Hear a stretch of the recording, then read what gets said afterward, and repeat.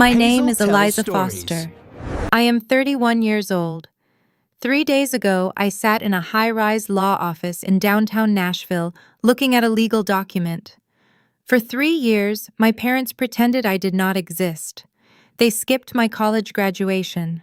They told their country club friends I was mentally unstable. They looked my hardworking husband in the eye and called him low class. And then their attorney sent me a certified letter.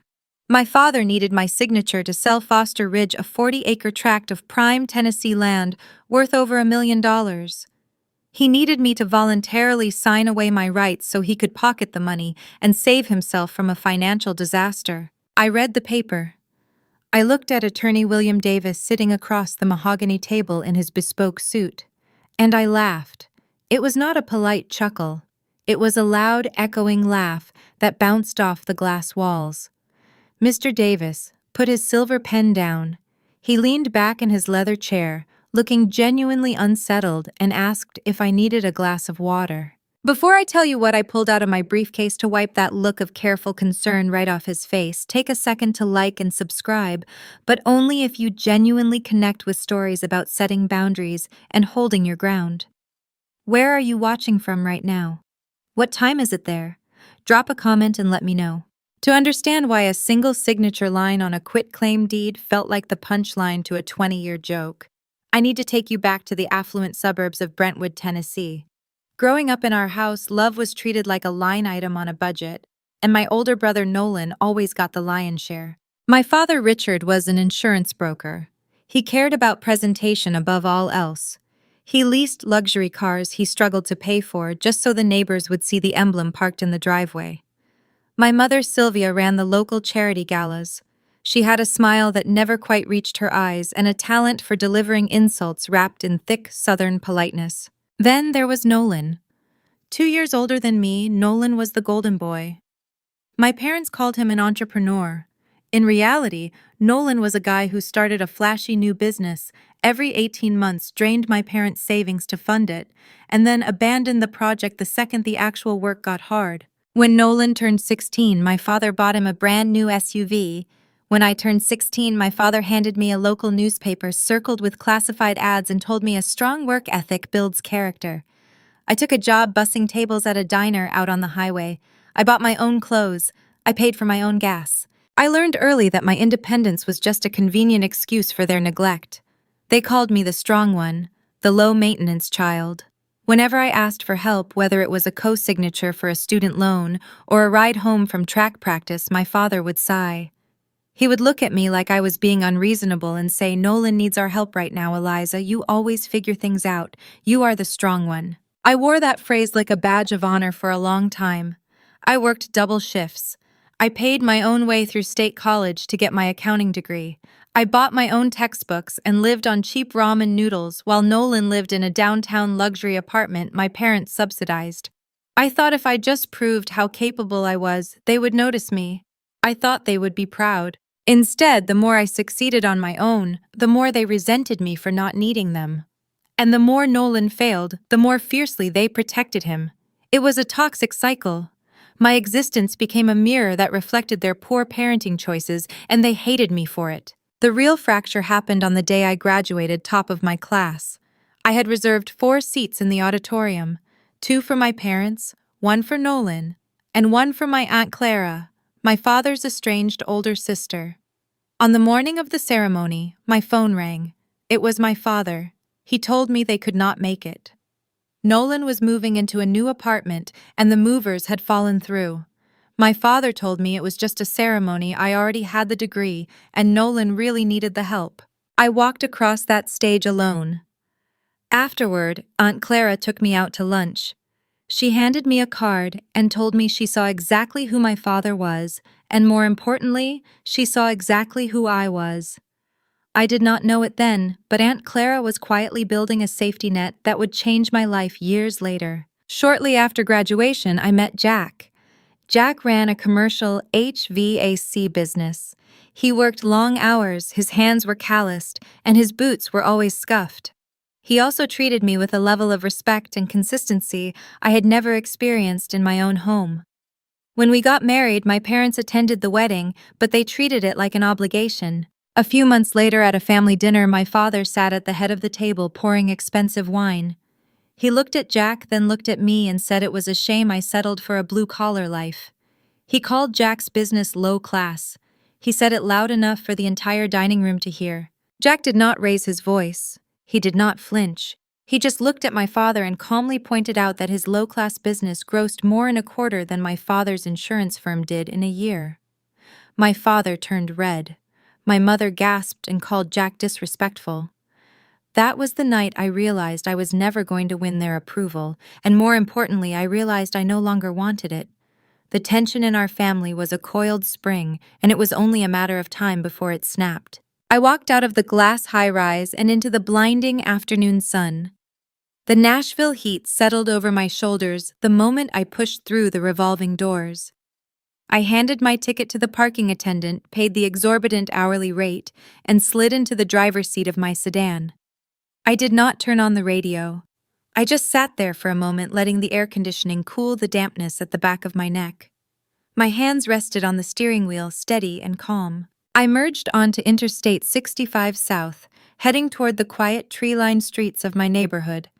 The drive from downtown Nashville to my suburb takes about 30 minutes on a good day. It is a straight shot down the highway, a route I know by heart. But today, the familiar landmarks looked different. They looked like monuments to a past I had finally outgrown. About 10 miles down the interstate, I passed a sprawling commercial plaza in Franklin. My eyes darted to a vacant storefront sandwiched between a boutique fitness center and a high-end coffee shop. There was a faded rectangular shadow on the brick facade where a sign used to hang. 5 years ago, that space belonged to my brother. It was the headquarters for his artisanal pet food delivery service. Nolan did not know the first thing about pet nutrition. He did not know anything about logistics or supply chain management either. What Nolan knew how to do was print glossy business cards and talk in corporate buzzwords. He convinced our father that the pet industry was an untapped goldmine. Richard, always desperate to brag about his visionary son at the country club, took out a second mortgage on our childhood home to provide the seed money. The business lasted 11 months. Nolan spent half the budget on a custom-designed office space and imported Italian leather chairs for a staff of 3 people. When the company quietly folded, leaving behind a mountain of unpaid vendor invoices, my parents did not hold him accountable. Sylvia, wearing her signature string of pearls and a practiced smile, hosted a Sunday dinner just days after the eviction notice was served on that storefront. She poured sweet tea and told our extended family that the market simply was not ready for such an innovative concept.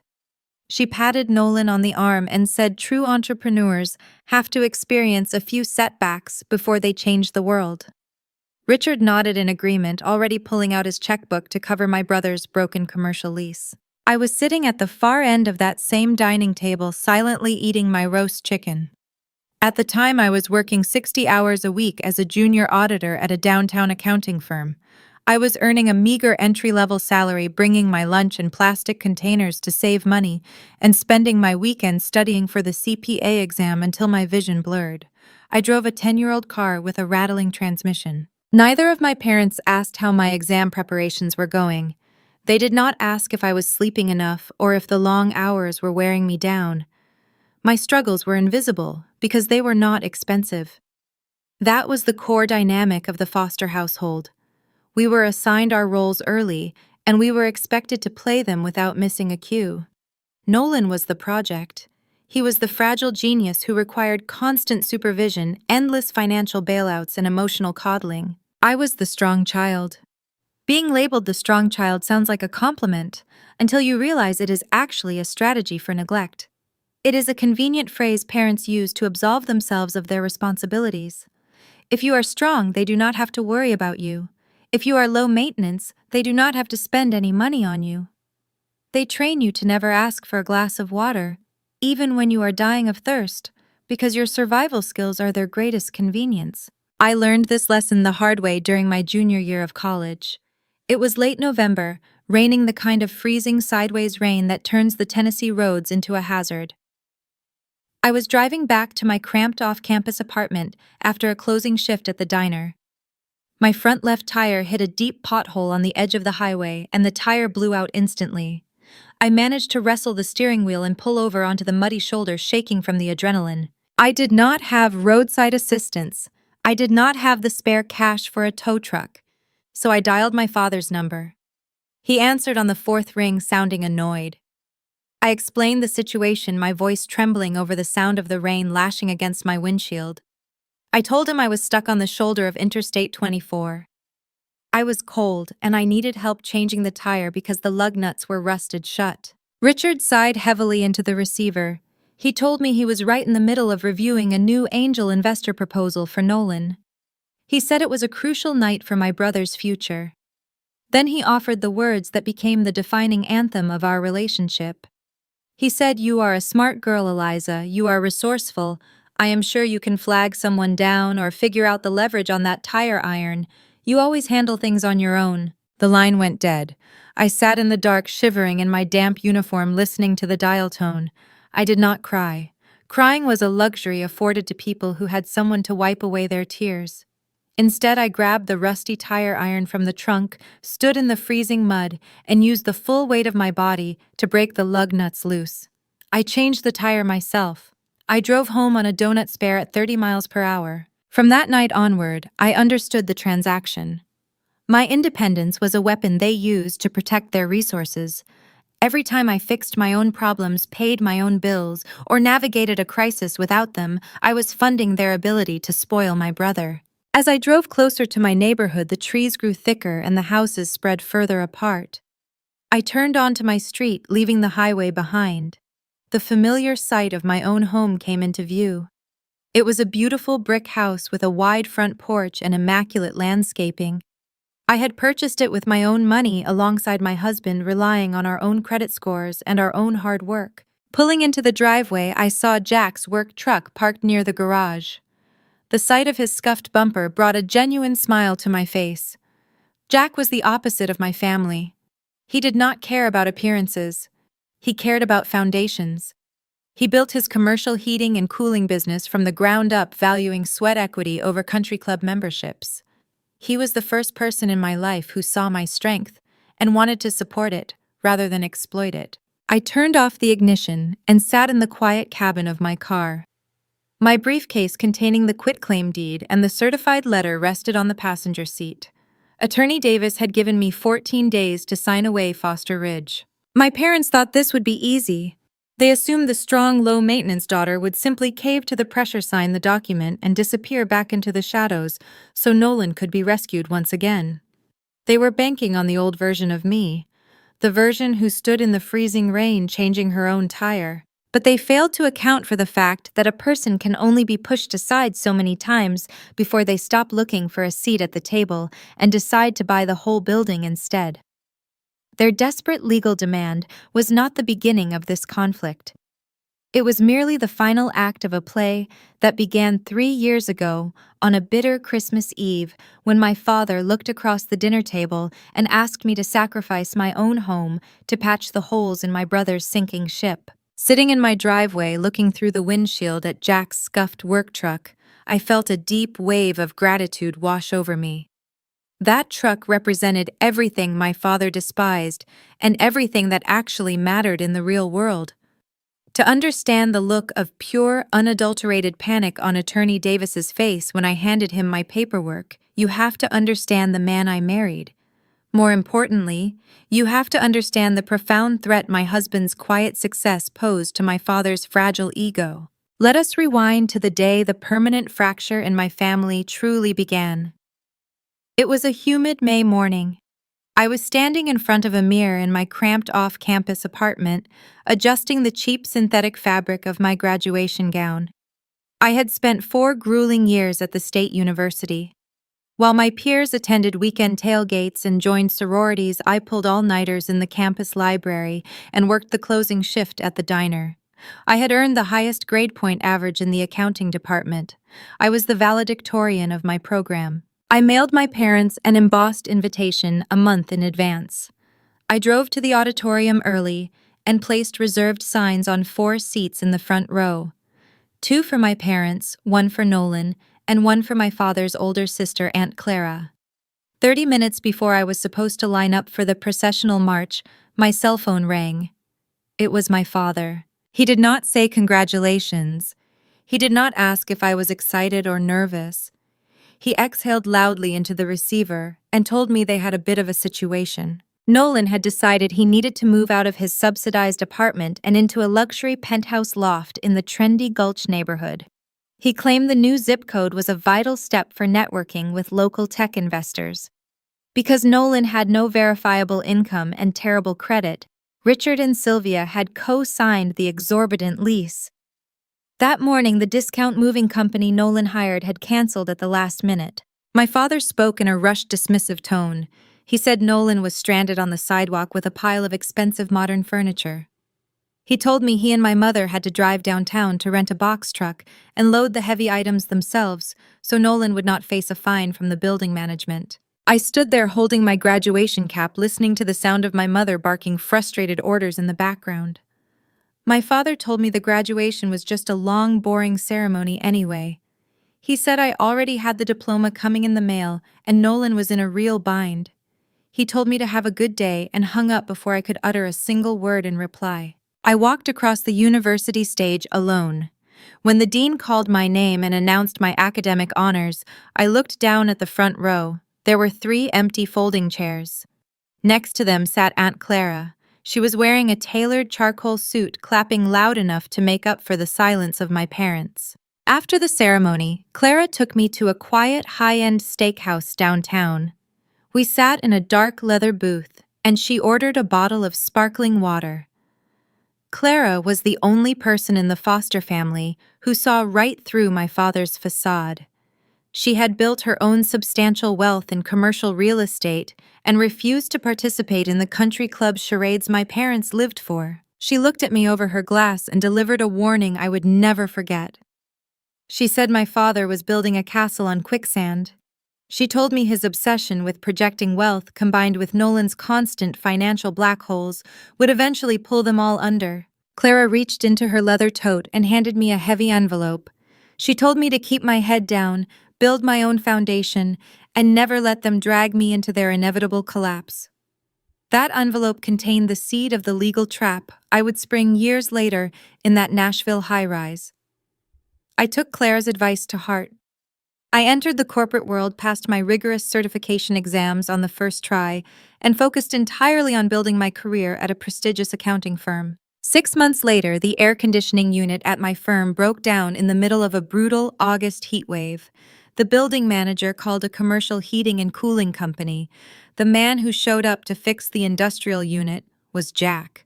Jack was grounded, competent, and entirely unbothered by status symbols. He did not wear a suit. He wore a canvas work jacket, faded denim, and steel-toed boots. He fixed the unit in record time, made me laugh in the break room, and asked me out for coffee. We started dating, and within 2 years we stood in front of a judge and got married. What my parents failed to understand was that Jack was not just a repairman. He owned the company. He started with 1 used van and built a fleet of 20 commercial service trucks. He bid on municipal contracts, hospitals, and massive data centers.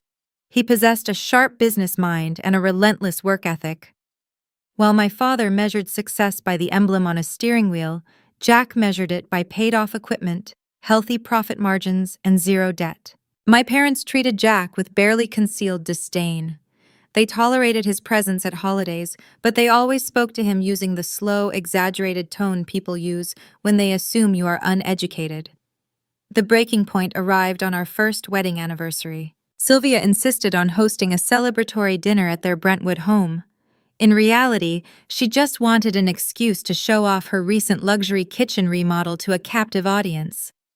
We arrived and took our seats at the formal dining table. Richard stood at the head of the table, swirling a glass of expensive scotch, acting as though he was a monarch holding court. Halfway through the main course, Richard decided to impart some unsolicited career advice. He looked down his nose at Jack, gestured vaguely with his silver fork, and asked if Jack ever planned on going back to school to get a real degree. Richard said it was a shame for a young man to settle for a blue-collar life. He used the phrase low class to describe the service industry.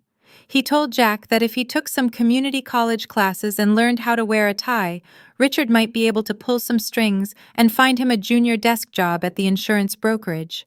The dining room went dead silent. The clinking of silverware stopped. Sylvia kept cutting her chicken, a faint, condescending smirk playing on her lips. I braced myself for an argument. My heart hammered against my ribs. I was ready to stand up, throw my napkin on the table, and walk out the front door. But Jack did not raise his voice. He did not show a single ounce of anger or insecurity. He took a calm sip of his iced tea, set the glass down gently on the coaster, and leaned forward. Jack smiled politely and thanked Richard for the generous offer. Then, in a conversational, almost breezy tone, Jack mentioned his recent winning bid on the new wing of the downtown surgical hospital.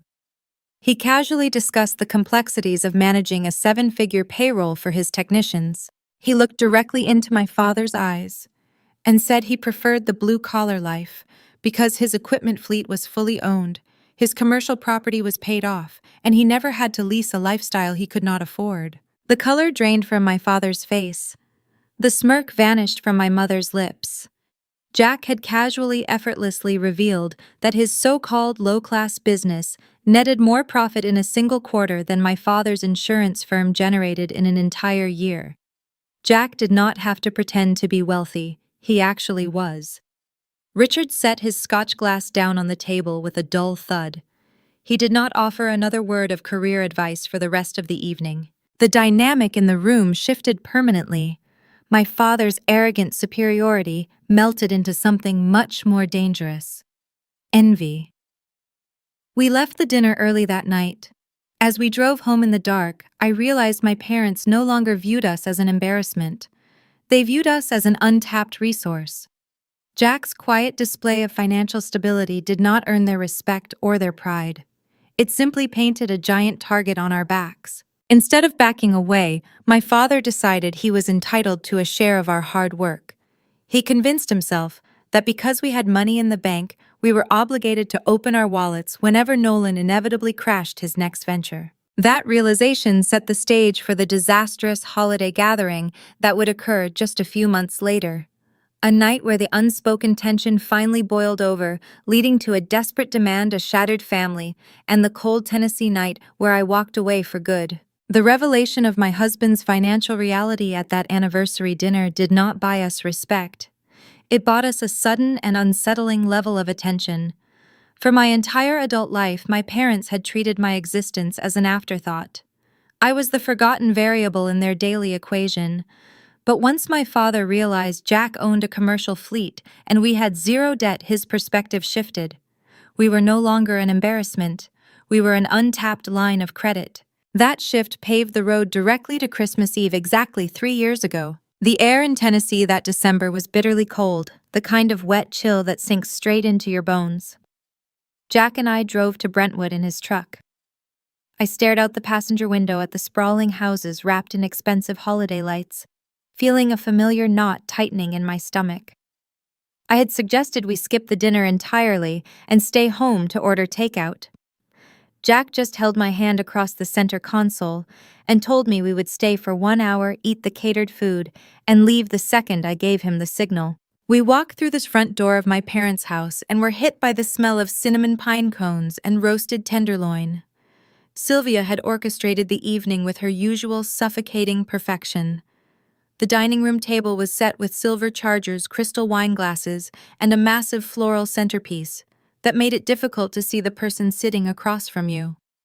My father stood by the fireplace holding a glass of bourbon. He was forcing a jovial laugh, but his shoulders were stiff. Then I saw Nolan. My older brother was sitting on the edge of the velvet sofa, staring at his phone. He looked terrible. He had lost weight, there were dark circles under his eyes, and his hands were shaking slightly as he typed. He was wearing a designer cashmere sweater, but he looked like a man standing on a trapdoor waiting for the lever to pull. Nolan had spent the last 8 months playing the role of a tech CEO. He had convinced my father to help him launch an application designed to integrate blockchain technology into local retail loyalty programs. Neither Nolan nor my father knew what a blockchain actually was. They just knew it was a buzzword that attracted investors.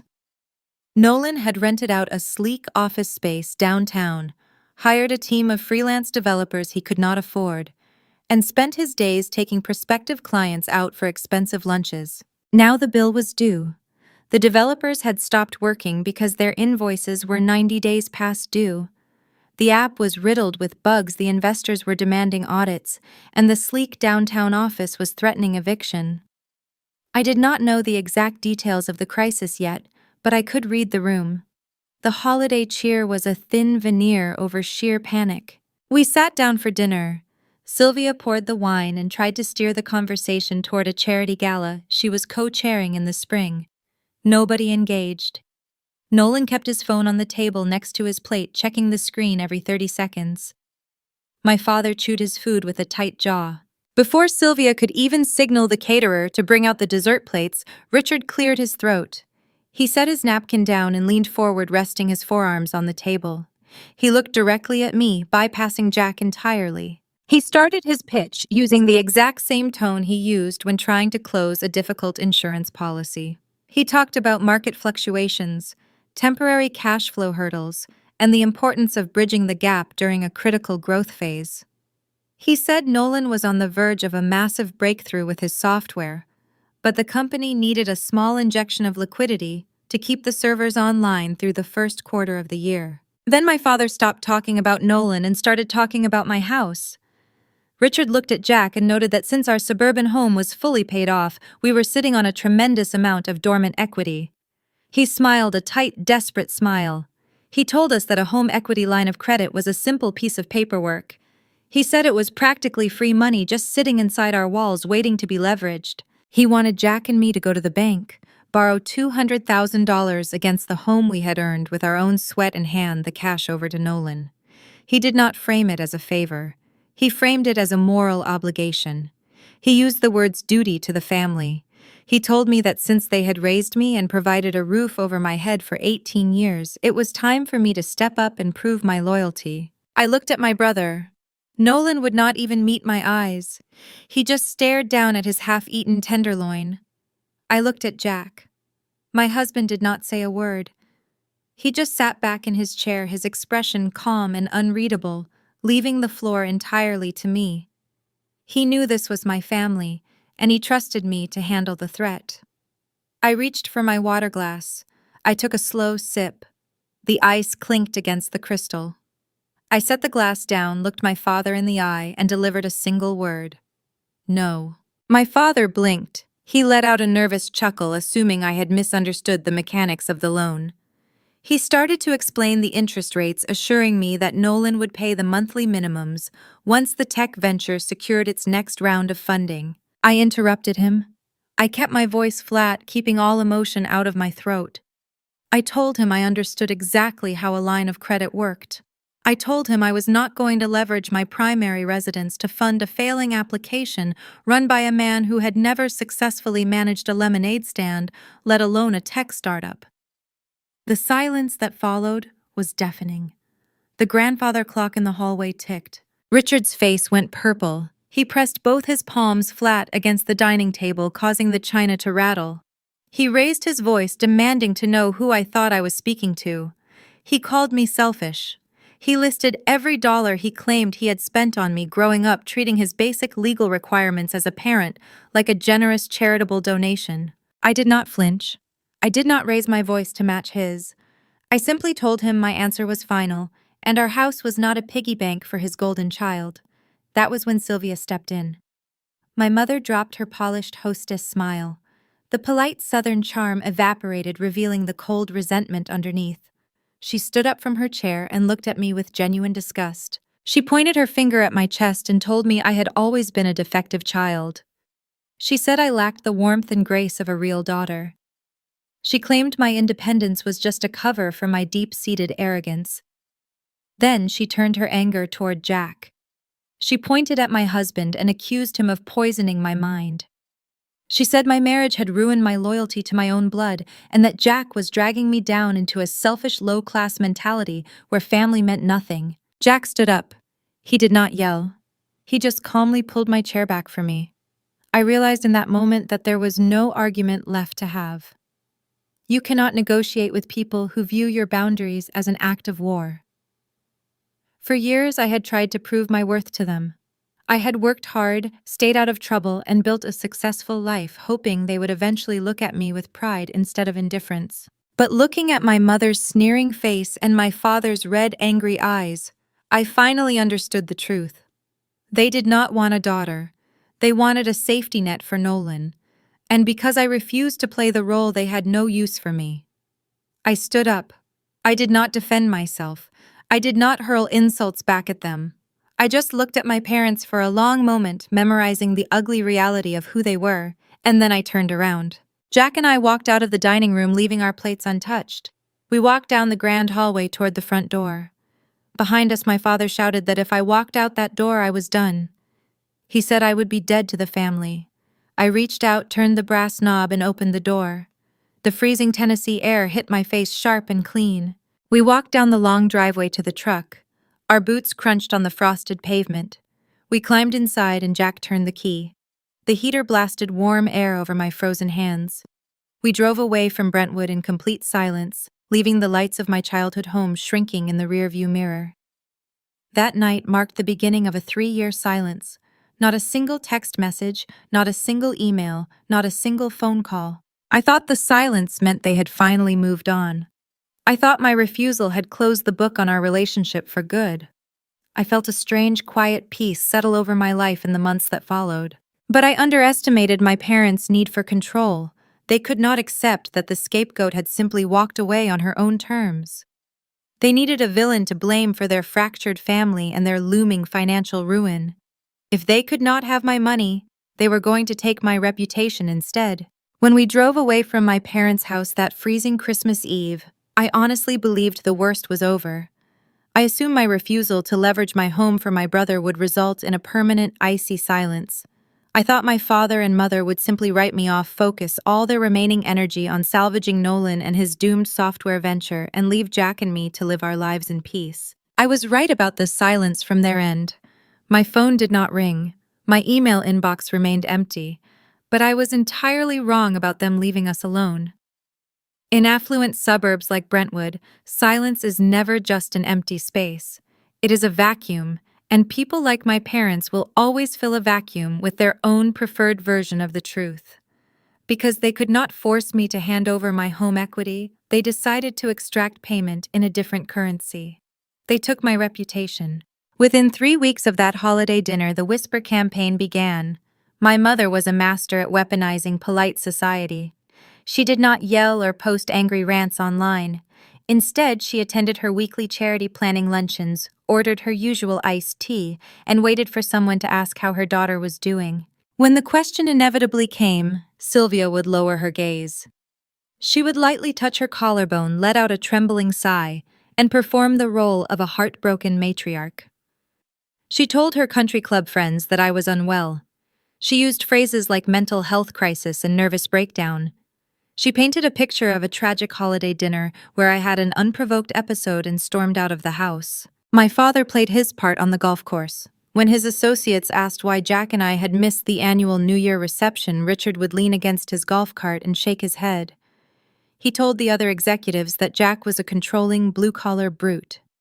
He spread the narrative that my husband was isolating me from my loving family, restricting my movements, and manipulating my finances. They crafted a story where they were the tragic supportive parents, and I was the unstable victim of a bad marriage.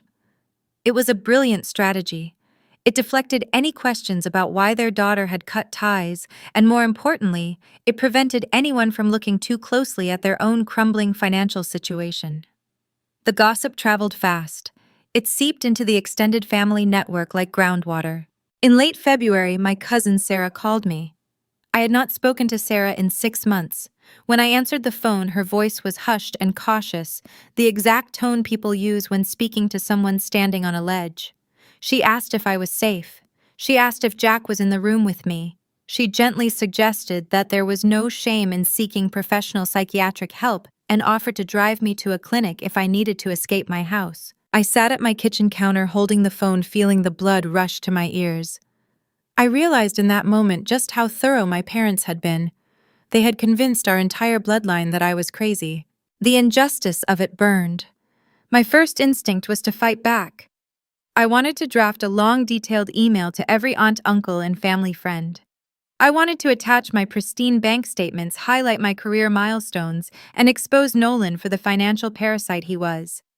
I wanted to drag my parents' lies into the harsh light of day. Jack walked into the kitchen, saw my white knuckles gripping the phone, and asked what was wrong. I repeated what Sarah had said. I told him I was going to call her back and set the record straight. Jack poured a cup of coffee, leaned against the counter, and gave me the best advice I have ever received. He told me that explaining the truth to people who are committed to misunderstanding you is a waste of breath. He said the best revenge is not an argument. The best revenge is a life well lived. I put my phone down. I did not send an email. I did not defend myself. I let the rumors hang in the air unanswered and unchallenged. We lost people. Wedding invitations from distant relatives stopped arriving in our mailbox. Former neighbors crossed the aisle at the grocery store to avoid making eye contact with me. My parents effectively amputated me from the family tree. The space they left behind felt vast and quiet, but it also felt incredibly clean. Without the constant weight of their judgment, without the looming threat of Nolan needing another bailout, I found a new gear. I took all the anger and betrayal I felt and funneled it directly into my career. I stopped being the quiet, reliable junior accountant. I started asking for the most complex portfolios my firm managed. I took on a massive tax audit for a regional healthcare provider that had been tangled in regulatory red tape for a decade. I worked long hours dissecting their ledgers, identifying inefficiencies, and ultimately saving the hospital system enough money to fund a new pediatric wing. The managing partners at my firm noticed. They stopped seeing me as a dependable employee and started seeing me as a vital asset. 2 years after that disastrous Christmas dinner, I stood in the carpeted hallway of my firm and watched a maintenance worker unscrew my old nameplate from a standard cubicle. He walked me down to the 10th floor and attached a new brass plate to the frosted glass door of a corner office. It read, Eliza Foster, Senior Partner. I was 30 years old, managing accounts worth tens of millions, and sitting at the head of the boardroom table. Every time my mother dabbed her eyes at the country club and called me unstable, I was busy closing another lucrative contract. Jack mirrored my trajectory.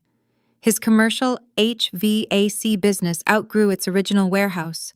He won the maintenance bids for 2 separate public school districts. He bought a new commercial lot in Murfreesboro to house his growing operations. His fleet of service trucks expanded across Davidson, Williamson, and Rutherford counties. He hired a dozen new technicians and offered them full health benefits. While my father stood on the putting green, telling everyone Jack was a low-class failure, my husband was depositing 7-figure commercial checks and securing our future. We built a beautiful sanctuary for ourselves. Our home became a place of genuine peace. On Sunday mornings, we sat on our back deck drinking coffee while the neighborhood slowly woke up. There were no emergency phone calls demanding money. There were no passive-aggressive comments about our lifestyle. There was only the quiet rhythm of 2 people who had earned everything they owned. 3 years passed in this tranquil rhythm. The wounds scarred over. The sting of the smear campaign faded into the background noise of a busy, fulfilling life. I truly believe the Foster family drama was a closed chapter. Then came a Tuesday in early October. The autumn air was crisp, and the leaves on our oak trees were just beginning to turn orange. I was working from home, sitting at my kitchen island, reviewing a quarterly tax projection for a client. Jack was out on a job site coordinating a crane lift for a rooftop cooling unit. The house was perfectly quiet. The doorbell rang. I walked to the front door and looked through the sidelight window. A postal worker stood on the porch holding a green certified mail slip. I opened the door, signed my name on his digital pad, and took the thick manila envelope from his hand. I looked at the return address printed in crisp black ink on the top left corner. It was from the law offices of Davis & Associates located in downtown Nashville. I carried the envelope back to the kitchen island. I did not have any pending legal matters. I grabbed a letter opener and sliced through the heavy paper. I pulled out a single document clipped to a formal cover letter. My eyes scanned the text. The letter stated that attorney William Davis was representing Richard Foster in a real estate transaction. It demanded my signature on the attached quitclaim deed, which would surrender all my rights to a property known as Foster Ridge. The quiet peace of my kitchen shattered in an instant. My father had not reached out to apologize for the lies. He had not reached out to mend the bridge he burned. He had hired a high-priced lawyer to track me down because he needed a signature to secure a $1 million payday. I set the paper down on the granite counter. The smear campaign had failed to break me, so my father was escalating the conflict to a legal war. But as I read the specific legal description of the property he was trying to sell, a cold realization washed over me, shifting the narrative entirely. I stood at my kitchen island holding the crisp bond paper up to the light, tracing the embossed watermark of Davis & Associates. The cover letter was a masterpiece of corporate manipulation drafted in a clean serif font. It opened with a cordial greeting that felt like a physical blow. Dear Ms. Foster, I hope this correspondence finds you well. 1,095 days had passed since I walked out of my parents' front door into the freezing rain. 3 years of silence. 3 years of social exile. 3 years of my mother whispering to her country club friends that I was a psychological liability. Yet when a lucrative real estate deal hit a snag, my father's chosen proxy was suddenly hoping I was well. The second paragraph dispensed with the polite fiction. Attorney Davis outlined a pending commercial transaction regarding a 40-acre parcel of land in Williamson County, legally known as Foster Ridge. A regional developer had placed a formal offer of $1.2 million. The closing date was scheduled exactly 14 days from the postmark on the envelope. However, a routine title search had flagged an anomaly.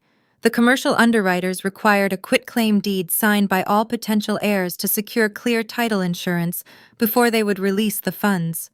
My signature was the final hurdle. I did not read the document like an estranged daughter. I read it like a senior partner at a downtown accounting firm. I scrutinized the fine print, the liability waivers, and the specific indemnification language.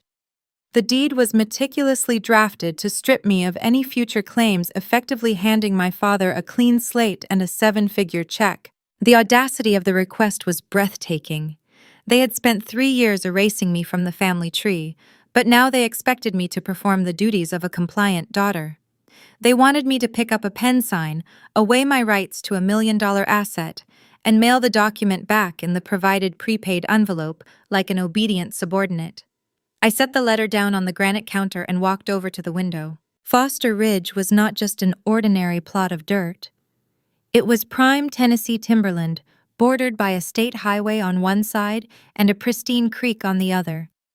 Developers had been circling that acreage for a decade, eager to bulldoze the old-growth oaks and construct luxury subdivisions. The land had originally belonged to my grandparents.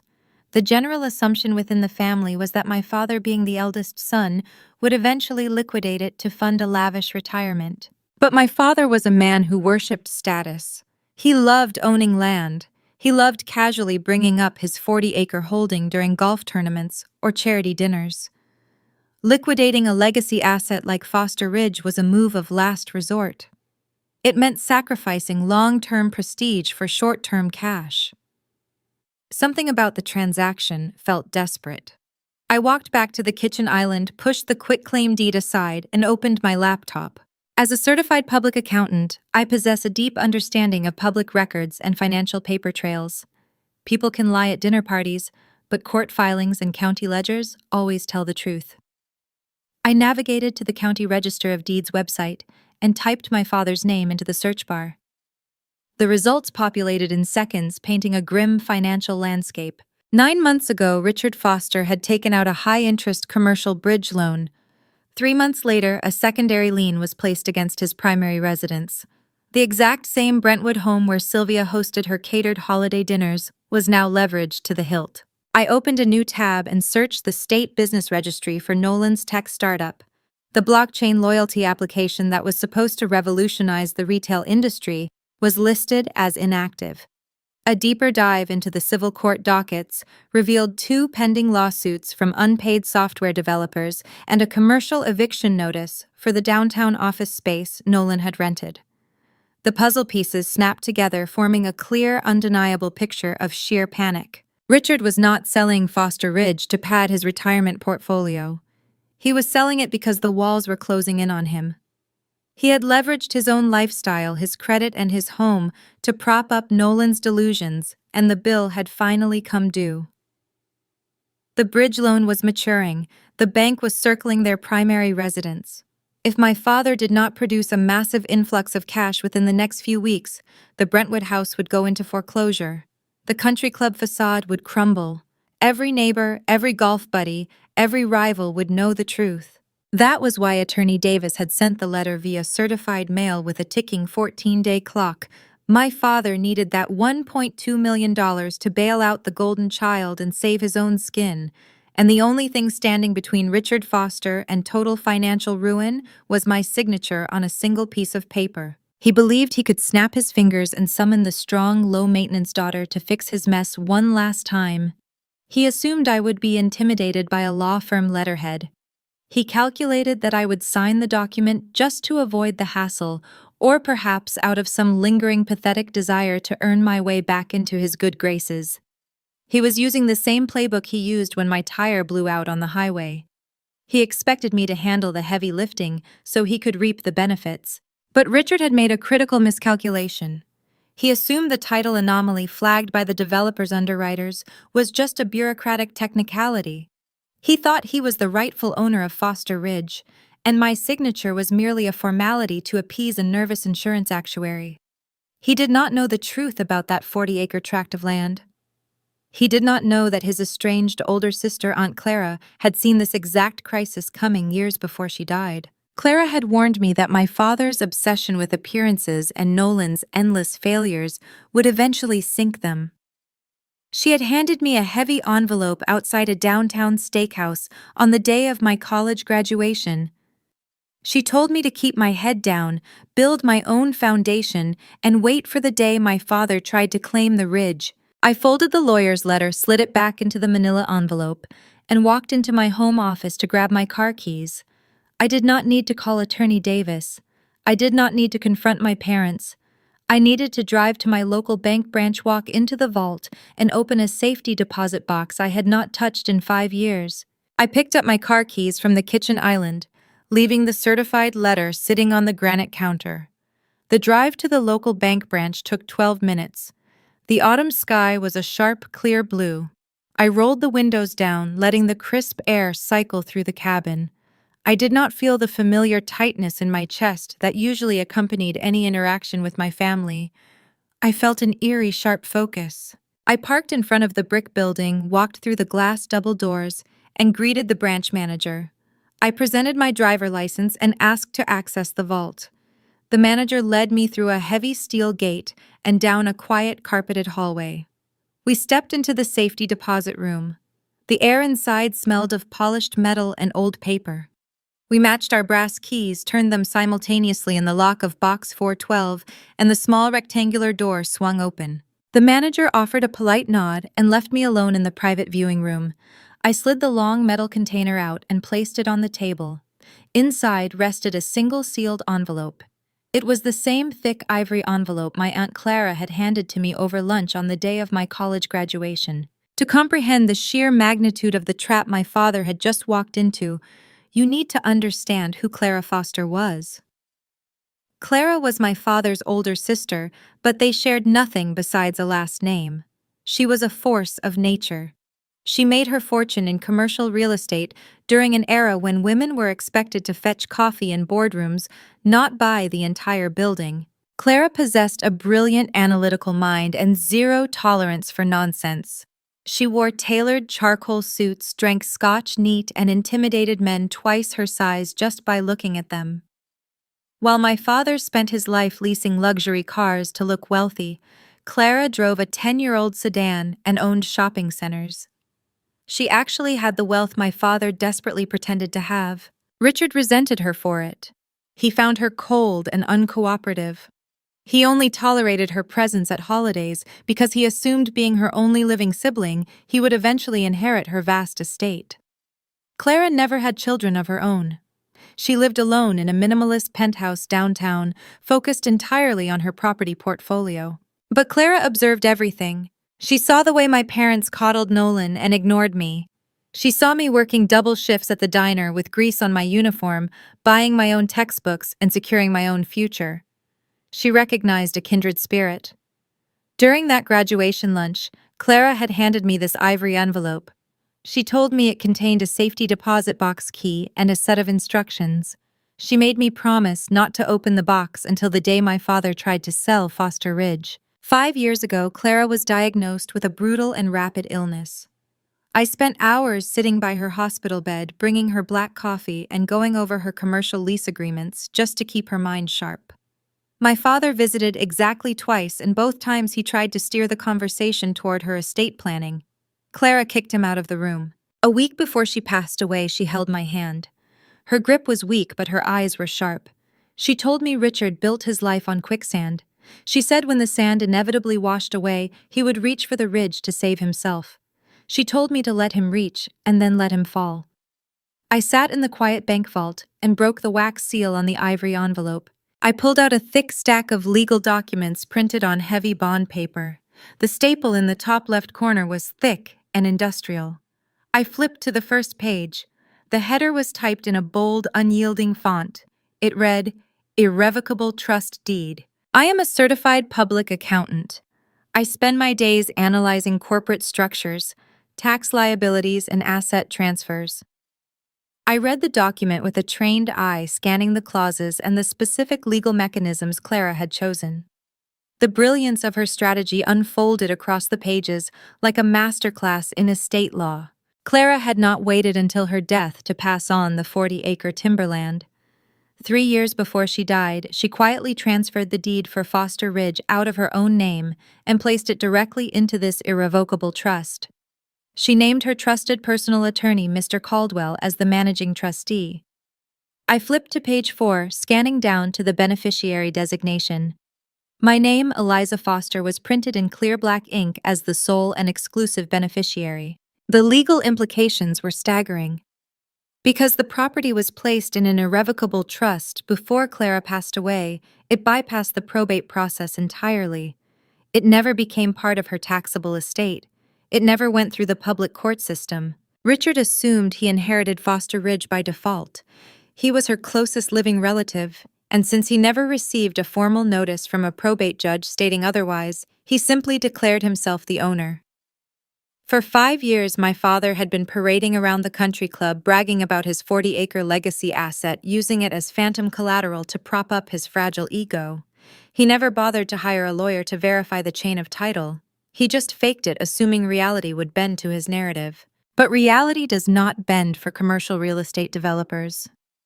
When my father finally grew desperate enough to sell the land to cover Nolan's failed business debts, the developer's title insurance underwriters did their job. They pulled the county records. They found the trust deed.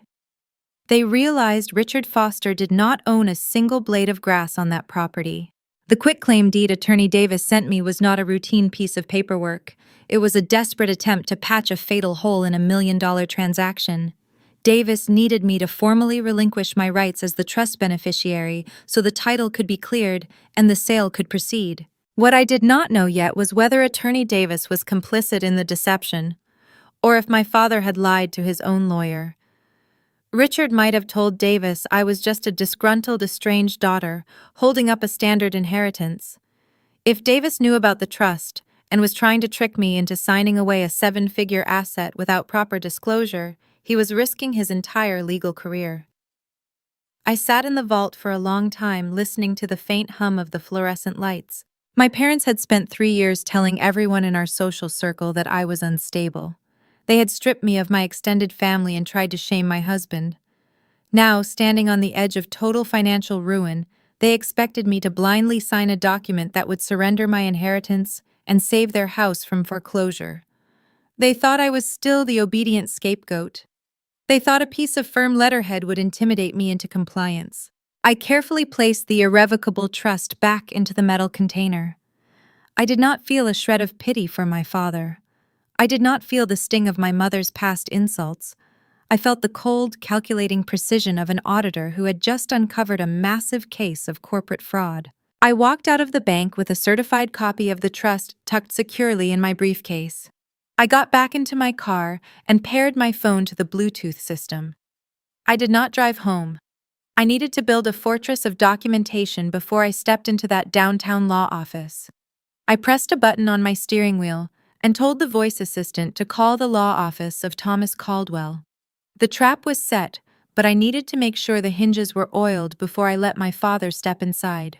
The Bluetooth connection in my sedan clicked and the dialing tone echoed through the car speakers. I pulled out of the bank parking lot and merged onto the main road heading back toward my house. I was calling Thomas Caldwell. Mr. Caldwell was a relic of a bygone era in Nashville law. He did not advertise on highway billboards, and he did not wear flashy suits. He had been Aunt Clara's personal attorney for 3 decades, operating out of a modest brick office near the state capitol. He was a man who measured every syllable before he spoke. He answered on the second ring.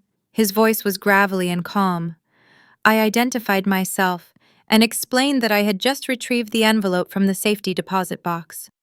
Mr. Caldwell let out a slow, knowing breath. He said he had been wondering when this phone call would happen. I asked him a series of direct, rapid-fire questions. I needed to know if the trust had ever been contested, if the county filings were secure, and if my father possessed any hidden legal standing I might have overlooked. As an auditor, I am trained to search for the blind spots in any financial structure before I present my findings. I could not afford a blind spot today. Mr. Caldwell answered with the steady precision of a man reading from a ledger. He confirmed that the irrevocable trust was executed flawlessly. He personally filed the deed transfer with the Williamson County Clerk's office 5 years ago. Because Clara funded the trust while she was still alive, the property known as Foster Ridge bypassed probate entirely. Richard Foster had never held a claim to the land, not for a single second. Mr. Caldwell asked if Richard had attempted to sell the property. I told him about the certified letter from Attorney Davis, the $1.2 million offer from the regional developer, and the ticking 14-day clock on the quitclaim deed. A brief silence hung on the line. Then Mr. Caldwell stated that Richard was attempting to sell an asset he did not own. He warned me that if Richard had signed a listing agreement or accepted earnest money from a developer while claiming to hold clear title, my father had committed fraud. Mr. Caldwell offered to draft a cease and desist letter immediately and serve it to Attorney Davis by the end of the business day. I gripped the leather steering wheel. I looked at the Tennessee tree line rushing past my window. I told Mr. Caldwell to hold off on the formal legal notices. I thanked him for his time and asked him to simply remain available by phone if I needed to verify the trust parameters during a meeting. I did not want a piece of certified mail to do my talking. I wanted to look my father in the eye when the illusion finally shattered. I pulled into my driveway and walked through the front door.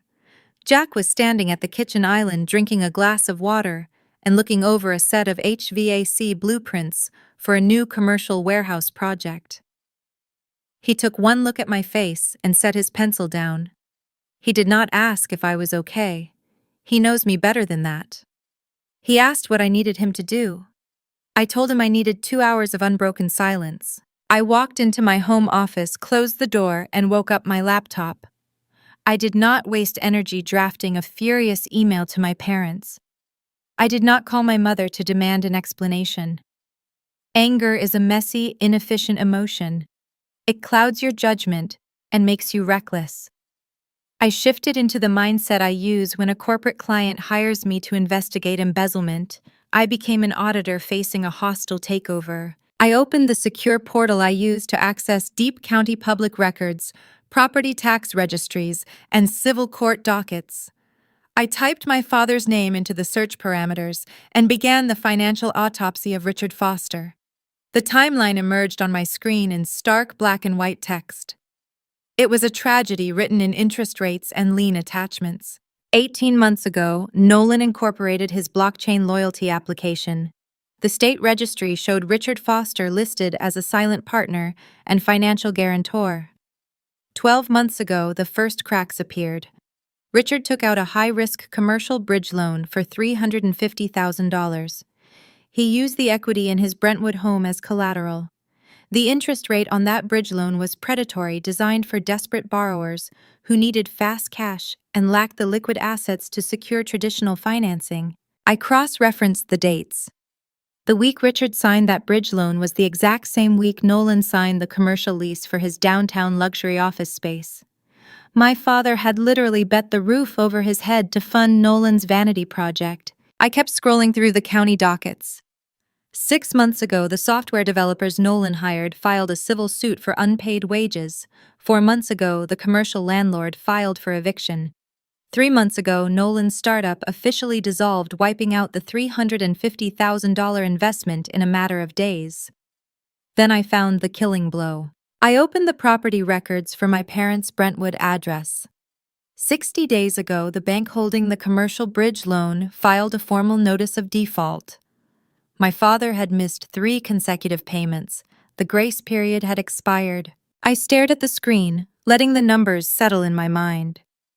The bank had initiated the pre-foreclosure process. According to Tennessee state law, Richard and Sylvia had roughly 2 months to cure the default, pay the penalties, and settle the outstanding balance. If they failed to produce the cash, the bank would publish the foreclosure notice in the local paper and auction their beloved Brentwood home on the courthouse steps. Suddenly, the $1.2 million offer for Foster Ridge made perfect sense. If Richard could force me to sign that quitclaim deed, he could push the land sale through. After paying the capital gains tax and the real estate commissions, he would walk away with just enough cash to clear the bridge loan, pay off Nolan's outstanding legal settlements, and keep the Brentwood house. The sale of Foster Ridge was not a retirement strategy. It was a desperate, panicked tourniquet applied to a fatal financial wound. I sat back in my desk chair. My parents had spent 3 years telling their affluent social circle that I was a mental liability. They had cut me off, shunned my husband, and acted as though they occupied a higher moral altitude. In reality, they were drowning. They were 60 days away from being dragged out of their country club lifestyle and exposed as frauds. And their only survival plan was to steal $1 million inheritance from the daughter they threw away. I did not feel vindicated. I just felt a cold, sharp clarity. I opened my desk drawer and pulled out a heavy-duty manila folder. I connected my laptop to the high-resolution laser printer in the corner of the office. I began printing the documents. I printed the notice of default on the Brentwood property. I printed the civil court dockets detailing Nolan's unpaid debts. I printed the commercial bridge loan agreement. Then I drove to the local shipping store and made high-quality color copies of the irrevocable trust deed and the county filing stamps Aunt Clara had left me. I returned home and assembled the folder. I used brass fasteners to secure the pages. I applied neat typewritten index tabs to the edges of the paper, organizing the documents in sequential order. The trust deed sat at the very top. The financial ruin of the Foster family sat underneath it. The folder felt heavy in my hands. It was a weapon forged from their own hubris and my quiet competence. I picked up my cell phone and dialed the number for Davis & Associates. A receptionist answered with a polished, rehearsed greeting. I gave her my name and referenced the certified letter I had received that morning. I kept my voice pleasant and professional. I told the receptionist that I had reviewed the quitclaim deed regarding Foster Ridge. I stated that I was unwilling to handle a transaction of this magnitude through the mail. I requested an in-person meeting with Attorney Davis at his downtown office. The receptionist clicked a few keys on her keyboard. She offered me a time slot on Thursday afternoon at 2 o'clock. I accepted the time. Then I added one final condition. I told her that because this transaction involved a legacy family property, I required Richard and Sylvia Foster to be present in the conference room. I framed it as a desire to resolve the family matter efficiently and ensure all parties were on the same page before any ink touched the paper. The receptionist, clearly assuming I was an obedient daughter, ready to capitulate under parental pressure, agreed immediately. She said she would notify Mr. Foster of the meeting time. I ended the call and set the phone down on my desk. I ran my hand over the smooth surface of the manila folder. My father thought he was summoning a wounded scapegoat to a legal slaughter. He had no idea he was inviting an auditor to review a bankrupt ledger. The trap was set, the documents were verified, and all that was left to do was walk into that glass high-rise and let them pull the lever themselves. Thursday afternoon arrived with a heavy overcast sky. The Nashville skyline was muted beneath a blanket of gray clouds, matching the cold, analytical mood I had settled into over the past 48 hours. I parked my sedan in the subterranean garage of the Davis & Associates high-rise. I turned off the engine and sat in the quiet cabin for a moment, running through the inventory of my manila folder one last time. I did not dress like a daughter going to a family reunion. I dressed like a senior partner walking into a hostile negotiation. I wore a tailored charcoal blazer, matching slacks and low heels. I tied my hair back into a sleek, severe knot. I wore no jewelry other than my wedding band. I wanted to present a blank, unreadable slate. My only accessory was the thick indexed folder tucked securely under my right arm. I rode the glass elevator to the 14th floor. The doors slid open with a soft chime, revealing a lobby designed to intimidate. It was a vast expanse of frosted glass, brushed steel, and dark hardwood floors. The air smelled of expensive roasted coffee and leather upholstery. It was the kind of environment built to make ordinary people feel small and compliant. I approached the reception desk and gave my name. The receptionist looked up, flashed a practiced synthetic smile, and stood from her chair. She told me they were waiting for me in conference room B, gesturing down a long, quiet corridor. As I walked down the hall, my heartbeat remained steady. 3 years ago, the mere thought of sitting in a room with my parents would have triggered a wave of anxiety. I would have spent days rehearsing what to say, anticipating their insults, and bracing myself for the inevitable disappointment. Today, my pulse was slow and even. Knowledge is the ultimate armor, and I was wearing a suit of it. I pushed open the heavy oak door. The conference room was dominated by a massive mahogany table positioned in front of floor-to-ceiling windows overlooking Broadway. Richard Foster sat at the far head of the table, claiming the seat of power. Sylvia sat immediately to his right. Attorney William Davis stood near the glass, reviewing a file on his tablet. I took a moment to observe my parents before I spoke. I used the same observational skills I employ when looking for discrepancies in a corporate ledger. I look for the things that do not belong. Richard wore his favorite navy suit, the one he saved for important client meetings, but the collar of his dress shirt looked a fraction of an inch too loose, suggesting he had recently dropped weight. His posture was rigid, his shoulders drawn up near his ears. Sylvia wore a pastel sheath dress, projecting a soft springtime innocence that completely contradicted the autumn weather outside. Her hair was perfectly styled, her pearl necklace resting exactly at her collarbone. But her hands resting on the polished wood were clasped together so tightly, her knuckles were white. They were projecting affluent arrogance, but their micro-expressions screamed pure panic. The moment the door latched shut behind me, Sylvia snapped into her role. She gasped softly, pressing a hand to her chest, and half rose from her chair. "Eliza," she said, her voice dripping with thick, manufactured Southern warmth. "Sweetheart, it has been so long." She leaned forward, perhaps intending to offer a theatrical hug for the benefit of the lawyer standing by the window. I did not step toward her. I did not offer a polite smile. I walked to the opposite end of the mahogany table, pulled out a leather chair directly across from Attorney Davis, and sat down. "Hello, Sylvia." "Richard," I said. I used their first names. The words landed on the table like cold stones. I did not raise my voice, but the sheer lack of deference effectively paralyzed her. Sylvia froze halfway out of her seat. She blinked, the warmth draining from her eyes, and slowly sank back into her chair. She quickly recovered, pasting the synthetic smile back onto her face. She looked at Attorney Davis, then back at me, playing the part of the gracious, forgiving matriarch. "We are just so relieved you finally reached out," Sylvia said, rewriting history in real time. "Your father and I were saying on the drive over that it is time to put the past behind us.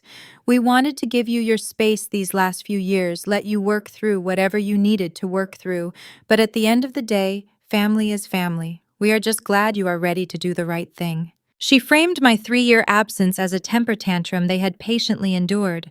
She framed my arrival as a surrender. I did not argue with her fiction. I did not defend my mental health.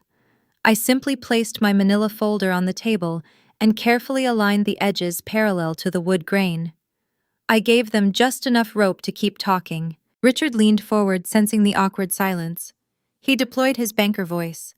It was a rich, booming baritone he had cultivated over decades in the insurance industry. Growing up, that voice meant the debate was over. It was the tone he used to dismiss my achievements and demand my obedience. "Eliza, we appreciate you making the drive down here," Richard said, striving for a tone of casual authority. "I know you have a busy schedule at your accounting firm, but this is a critical piece of family business. Mr. Davis has the paperwork ready to go. We can get this wrapped up in 5 minutes and go grab a nice lunch together. My treat. We have a lot of catching up to do." He gestured toward a crisp document resting in the center of the table.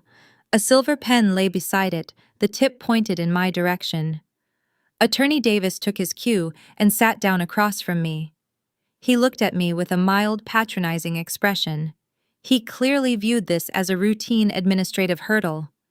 In his mind, I was just a stubborn daughter who needed a gentle nudge from legal counsel to sign an inheritance waiver. "Ms. Foster," Davis said, folding his hands over his legal pad, "the quitclaim deed requires your signature on page 3 along with your initials on the liability waiver on page 4. The document simply clears a minor title discrepancy regarding the Foster Ridge parcel. I have a notary waiting in the hall to stamp it once we are finished." I looked at the three of them. They had orchestrated this entire scene to feel inevitable. The high-altitude room, the waiting notary, the promise of a free lunch. It was a psychological pressure cooker, designed to make me feel small, compliant, and rushed. They wanted me to pick up the pen and sign the paper before I had a chance to ask a single question. I looked at my father's hands. He had them resting casually on the table, but his left thumb was rubbing furiously against the side of his index finger. It was a nervous tic he exhibited whenever a client asked to read the fine print of a complex policy. Sylvia was equally transparent. Her eyes kept darting to her designer handbag, sitting on the empty chair beside her, as if she was calculating how much she could pawn it for. They were 60 days away from losing everything, suffocating under the weight of a commercial bridge loan and masking their terror with country club pleasantries. I looked at the silver pen. I did not reach for it. I rested my hands on top of my closed manila folder. "I will not be signing anything right this second, Mr. Davis," I said. My voice was low, measured, and entirely devoid of emotion. Richard's thumb stopped moving. The jovial, authoritative mask slipped for a fraction of a second, revealing a flash of raw irritation. He hated being stalled. "Eliza," my father warned, his tone dropping an octave, abandoning the pleasantries. "We discussed this. The developers need the title cleared by Friday. The transaction is already in motion.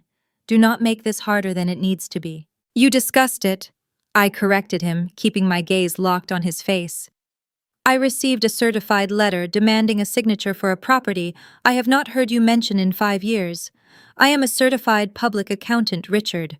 I do not sign legal instruments without understanding the underlying financial mechanics." Sylvia let out a long, exaggerated sigh.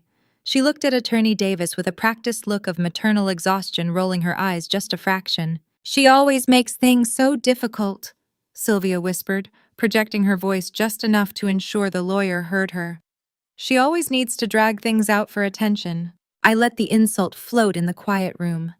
3 years ago, a comment like that would have made my chest tighten. I would have felt the desperate urge to defend my character and prove my worth. Now it just sounded pathetic. It was the desperate flailing of a woman who had run out of ammunition and did not even realize the war was already over. I did not break eye contact with my father.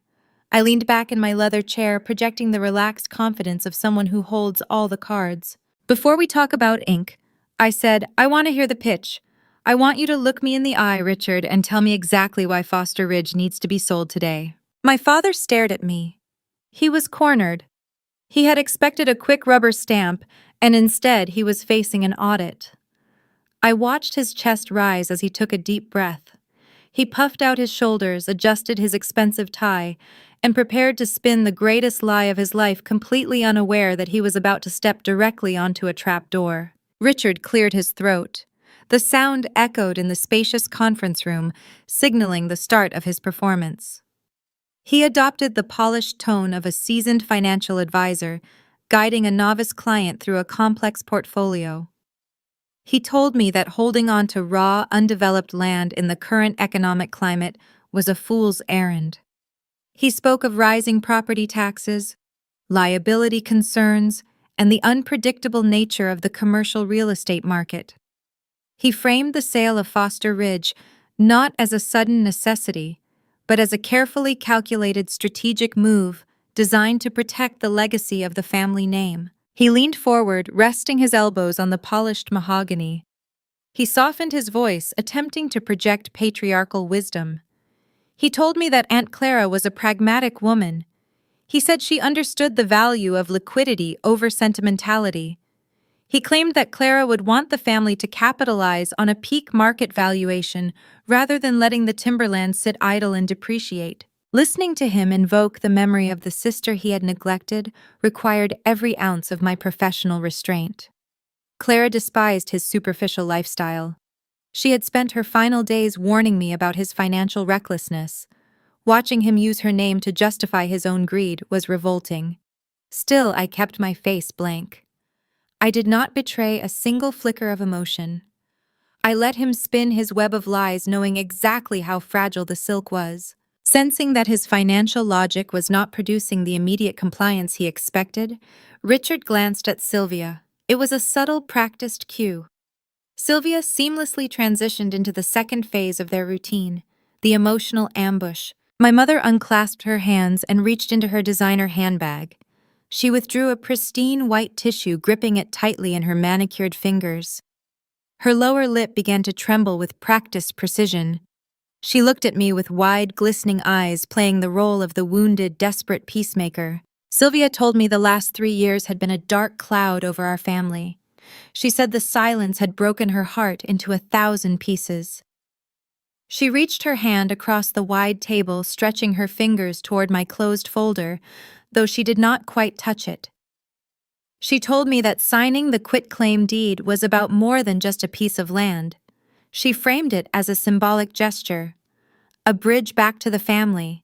She said if we could just get past this administrative hurdle, we could start the healing process. We could go back to being a family. She promised me a fresh start. She let a single tear spill over her eyelashes.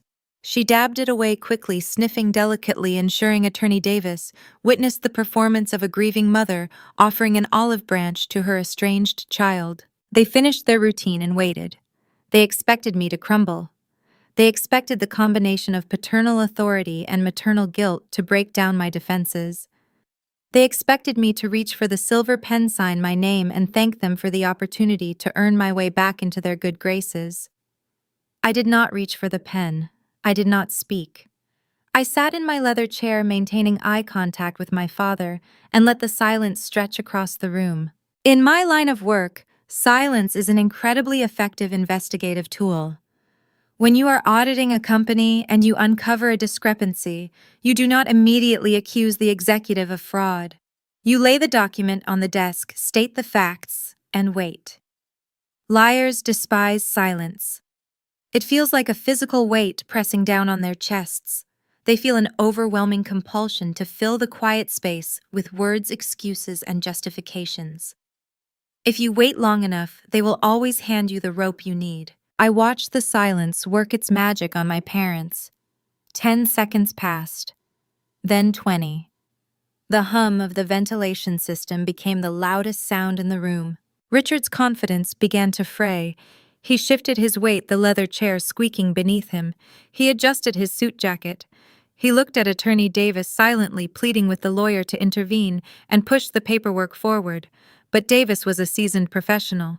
He recognized a standoff when he saw one, and he wisely kept his mouth shut, waiting for his client to handle the friction. Sylvia dropped her outstretched hand. Her tears dried instantly.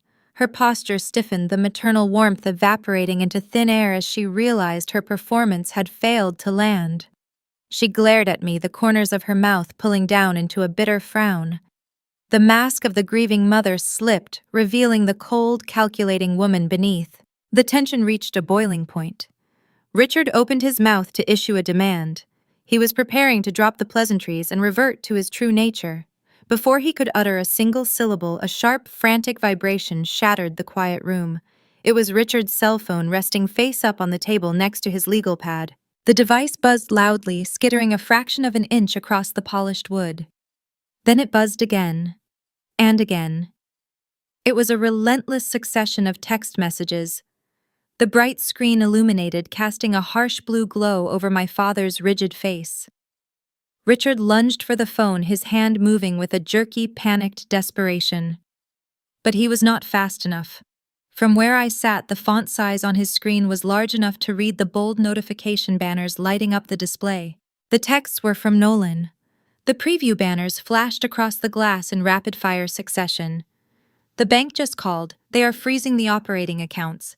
Dad, answer the phone. They are calling in the loan. Richard flipped the device face down, slamming it against the mahogany with a sharp crack. His breathing grew shallow and ragged.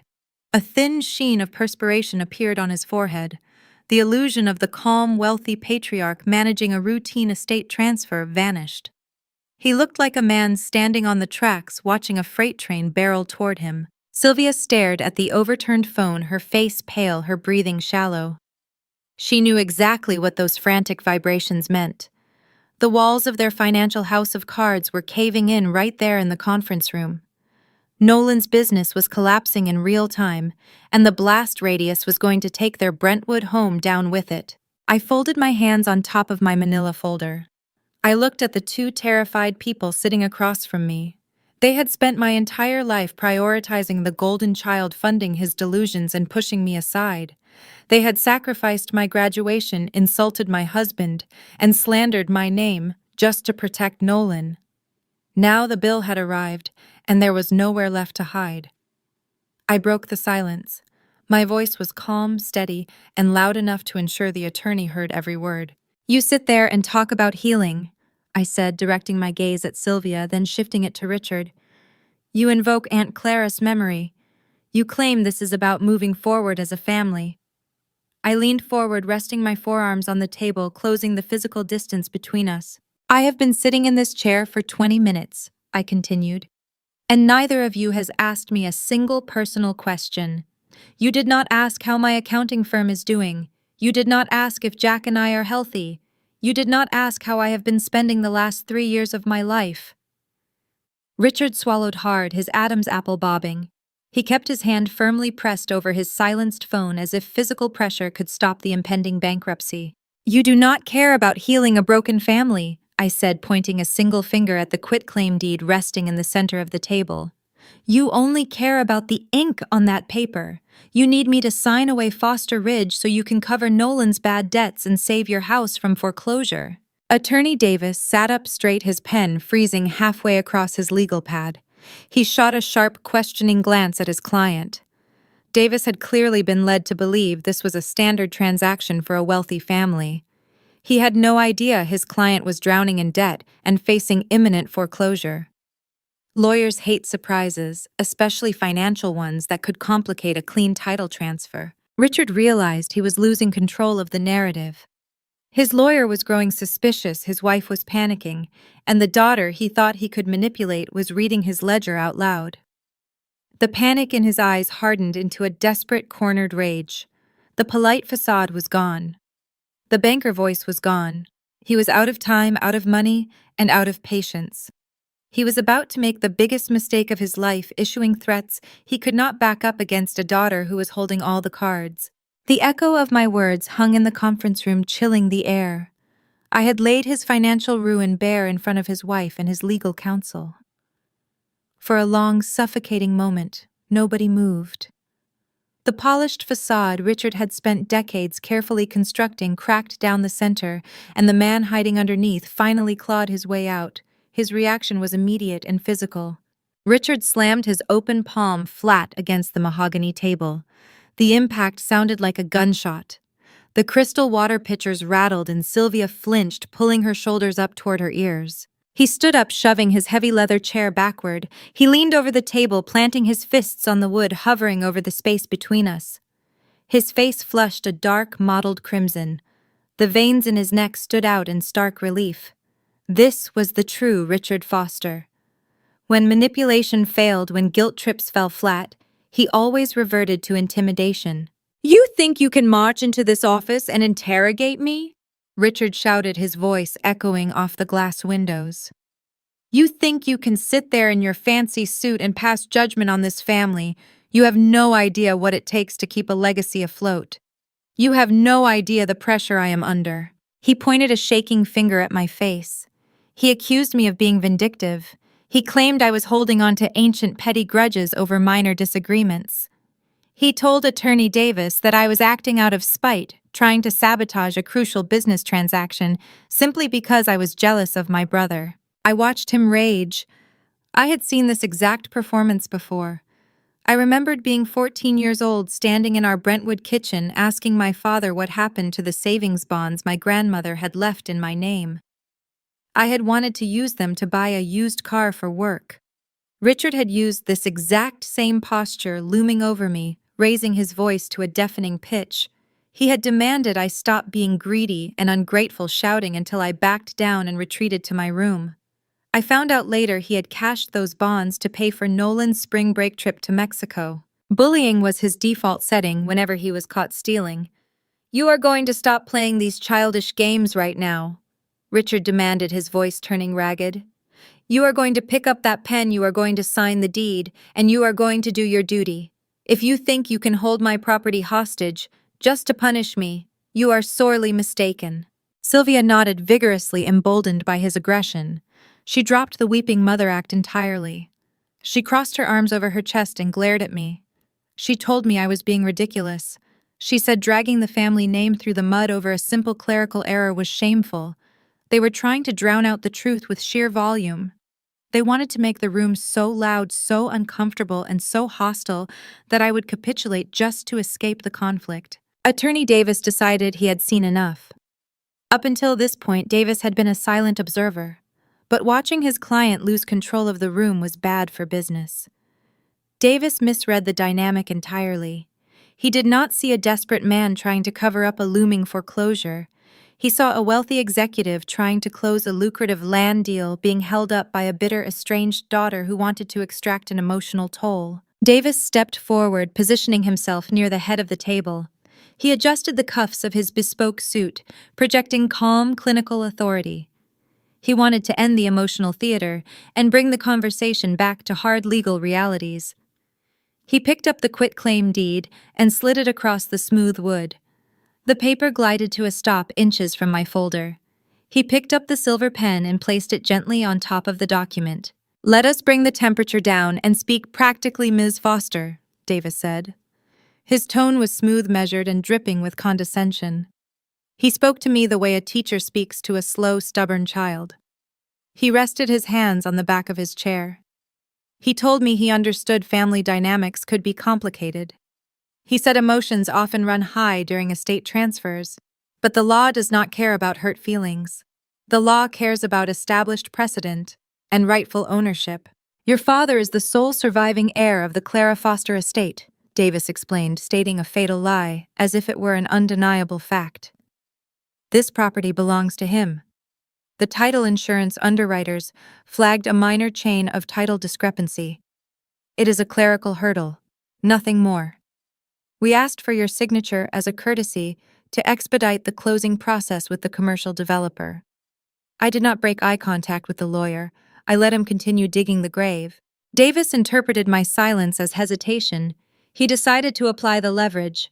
He leaned forward, dropping his voice into a stern warning register. "If you refuse to sign that document today," Davis said, "you will leave us with no alternative. I will file a quiet title lawsuit in the county court tomorrow morning. We will bring this matter before a judge. The court will review the inheritance statutes, recognize your father's rightful claim to the estate, and issue a decree forcing the transfer." He paused, letting the threat hang in the air. Then he tightened the screws. "But a lawsuit takes time," Davis continued. "It causes delays. Delays cost my client money. If you force us to litigate this, I will not just sue you to clear the title. I will sue you for damages.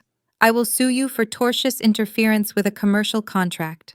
I will petition the court to hold you personally liable for every dollar of revenue lost if this developer walks away." Richard slowly sat back down in his heavy leather chair. His breathing was still heavy, but a dark, triumphant smirk began to form on his face. He watched his high-priced attorney deliver the exact kind of ruthless intimidation he had paid for. Davis was not finished. He wanted to ensure I understood the personal cost of defying them. "Litigation is expensive, Miss Foster," Davis warned. "It is grueling. We will file discovery motions. We will demand years of your financial records. We will subpoena your accounting firm. We will subpoena your husband's commercial business. We will depose your colleagues and your clients. We will tie your assets up in legal red tape for the next 5 years. You might have built a nice little life for yourself out in the suburbs, but I promise you, you do not have the capital to fight a protracted legal war against this firm."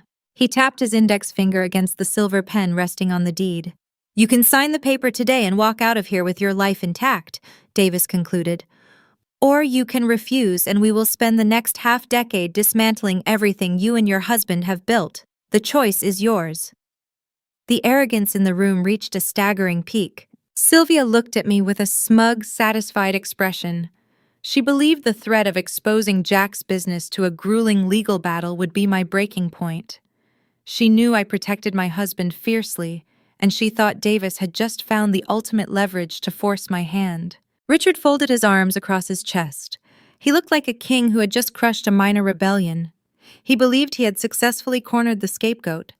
He thought the threat of endless court dates, financial ruin, and public embarrassment had trapped me. They thought they held all the power because they believed the narrative Richard had provided. Richard lied to his wife about his debts. He lied to his lawyer about the inheritance.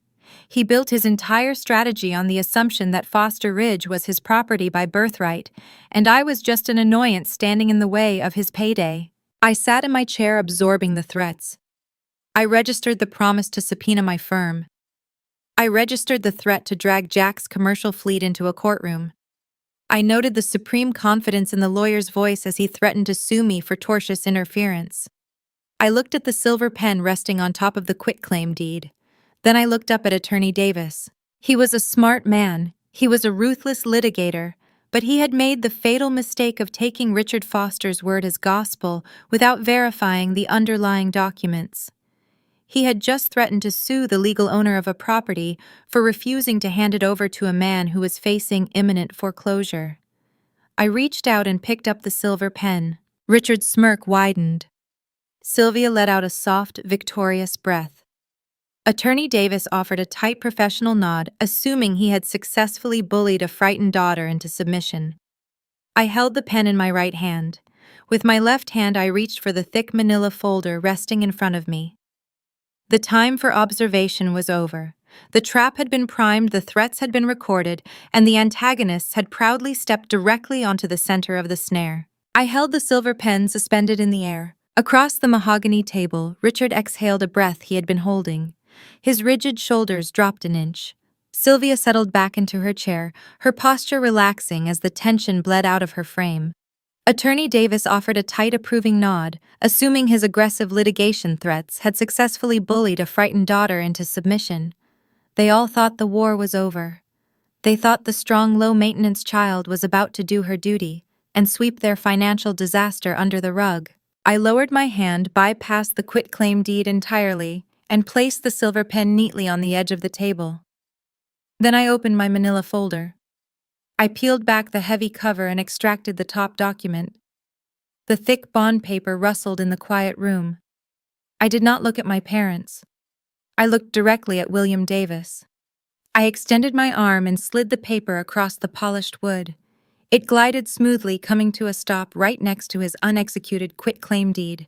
"Mr. Davis," I said, my voice maintaining the calm, clinical cadence of a boardroom presentation. "Before you draft those lawsuits, before you subpoena my accounting firm, and before you drag my husband's commercial fleet into a courtroom, I highly recommend you review the chain of title you are attempting to clear." Davis frowned. The patronizing confidence in his eyes flickered, replaced by the sharp, instinctive caution of a seasoned lawyer encountering an unexpected variable. He reached out and picked up the document. I watched his eyes scan the bold header. I watched his gaze track down the page to the official county filing stamps, the dates, and the notary seals. "That is a certified, notarized copy of an irrevocable trust deed," I explained, keeping my tone perfectly level. "It was executed by Clara Foster and filed with the Williamson County Clerk exactly 5 years ago, well before her passing."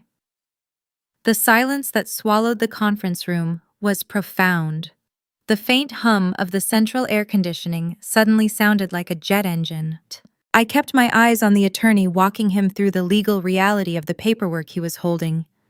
I wanted to ensure there was no room for misinterpretation. "As you know, Mr. Davis, placing an asset into an irrevocable trust prior to death removes that asset from the decedent's taxable estate," I said. "Foster Ridge never entered probate. Richard did not inherit it as the next of kin. He never owned a single square inch of that timberland.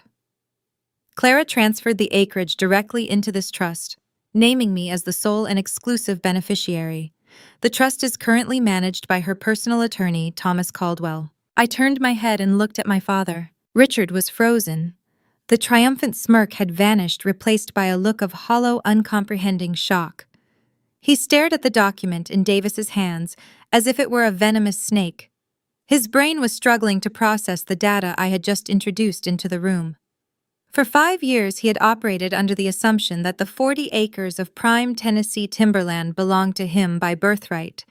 He had bragged about it on the golf course.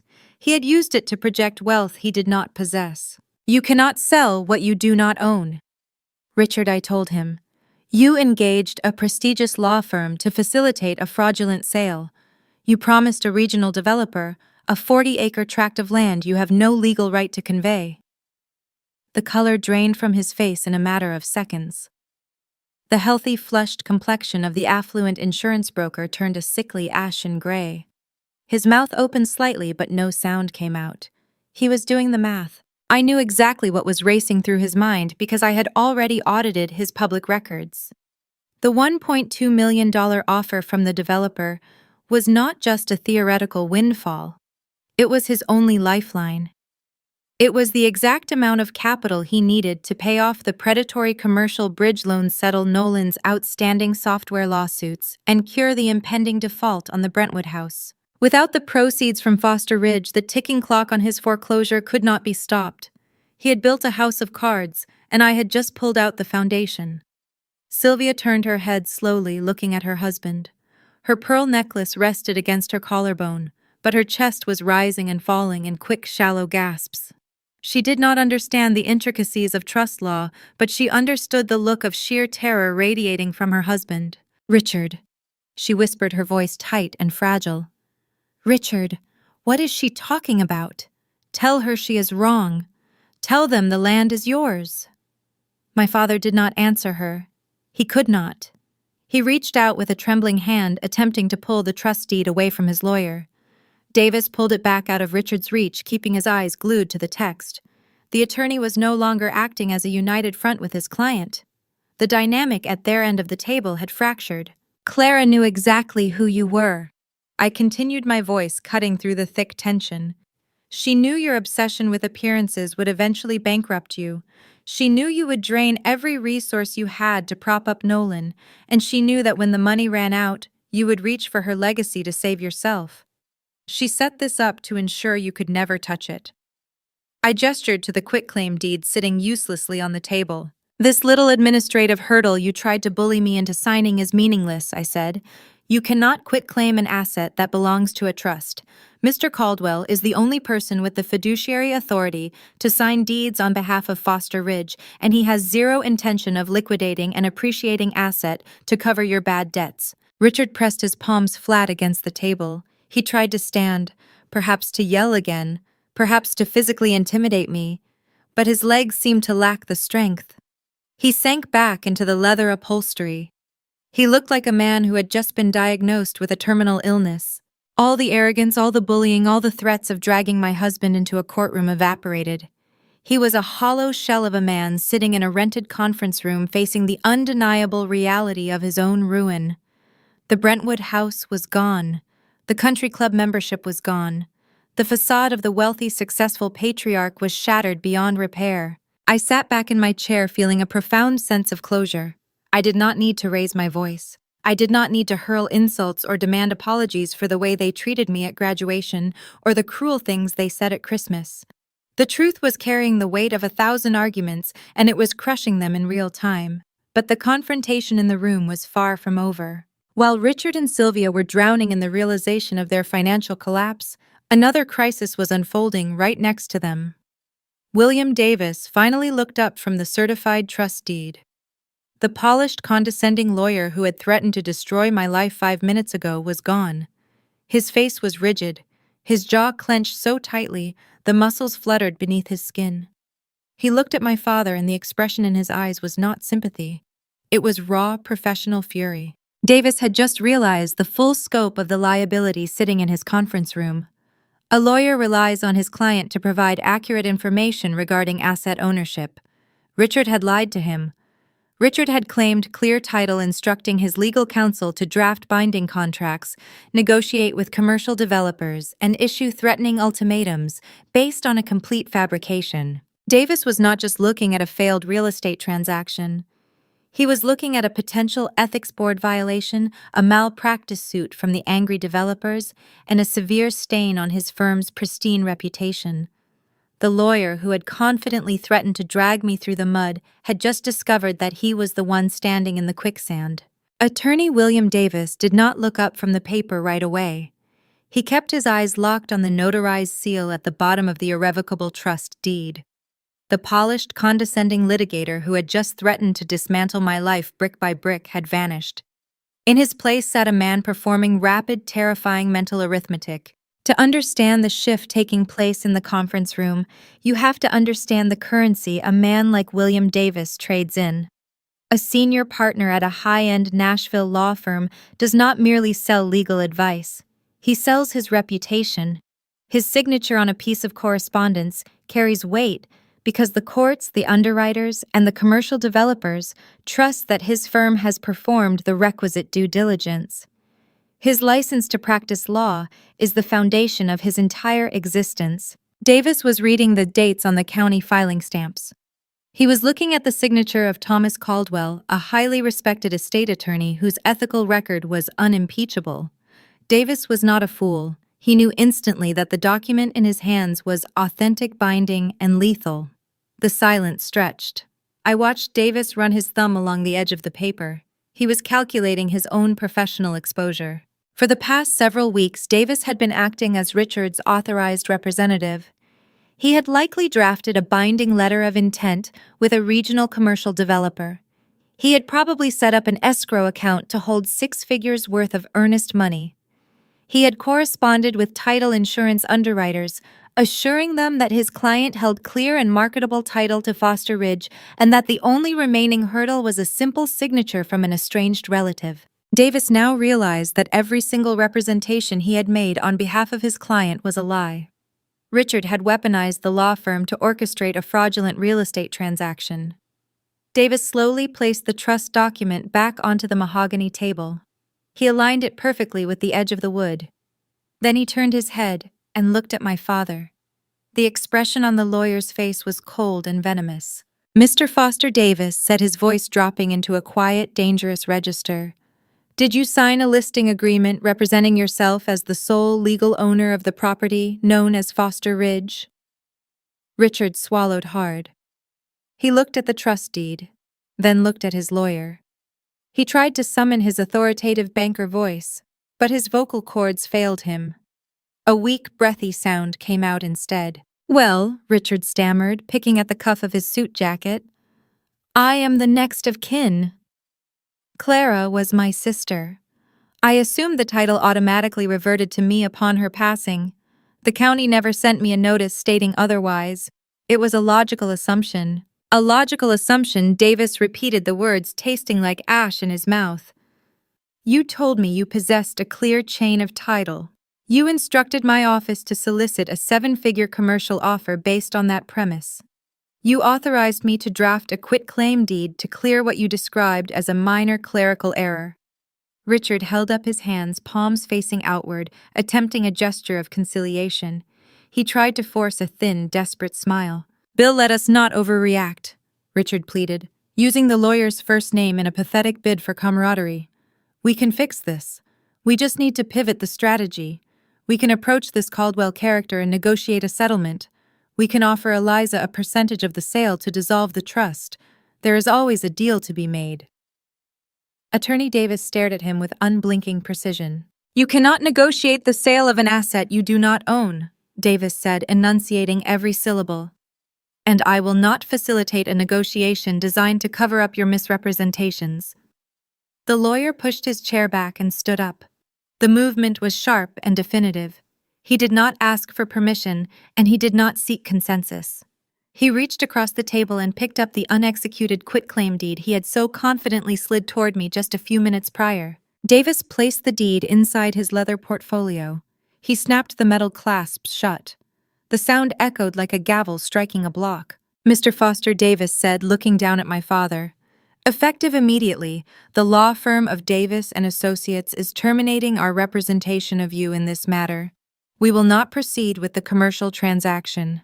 We will notify the developer's legal counsel that the deal is dead due to a failure to produce marketable title. We will return their earnest money in full before the close of business today." Sylvia let out a sharp gasp. She reached out and grabbed Richard's forearm, her fingernails digging into the fabric of his suit. "You cannot just abandon us," Sylvia whispered, her voice trembling. "We paid you a retainer. You are supposed to protect our family." Davis looked at my mother with clinical detachment.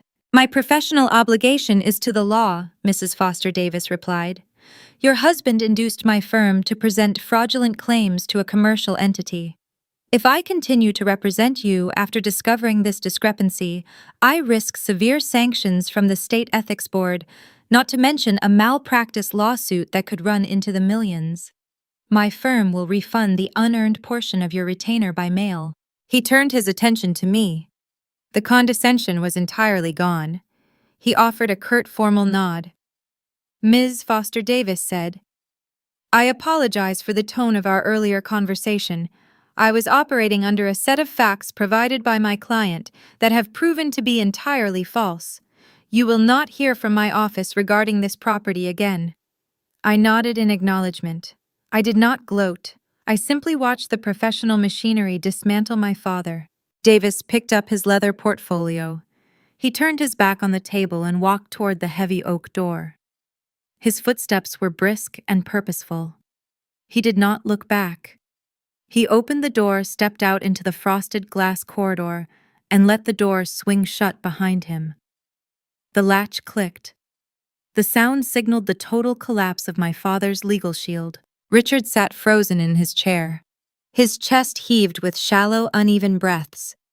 He looked at the empty space where his high-priced attorney had been standing just seconds before. The realization of his vulnerability washed over him. He was sitting in a rented conference room, stripped of his legal counsel, stripped of his leverage, and stripped of the inheritance he thought would save his life. Sylvia began to cry. It was not the theatrical, calculated weeping she had performed earlier. These were genuine tears of terror. The country club facade was gone. The luxury cars, the catered dinners, the pristine reputation among her affluent peers, all of it was tied to the Brentwood house, and the Brentwood house was tied to the bridge loan.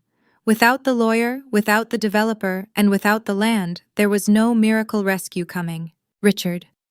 Sylvia sobbed, her hands shaking as she held them over her face. "What are we going to do?" The bank is going to take the house. Everyone is going to know. My father did not comfort her. He did not reach out to hold her hand. He stared blankly at the mahogany grain of the table. I remained seated, watching the ruin they had brought upon themselves. For 3 years, they had spun a web of lies to protect their golden child. They had slandered my name to preserve their image. Now the truth was out, and it was demanding payment in full. I picked up the certified copy of the irrevocable trust deed. I slid it back into my manila folder and closed the cover. I gathered my things with slow, deliberate movements. My father finally lifted his head. His eyes were bloodshot, the whites laced with red veins. He looked at me, and the expression on his face shifted from hollow shock to a dark, irrational desperation. The logic of a failing businessman had vanished, replaced by the primal panic of a cornered animal. When a person who values control above all else realizes the law will not help them, they do not simply accept defeat. They abandon reason.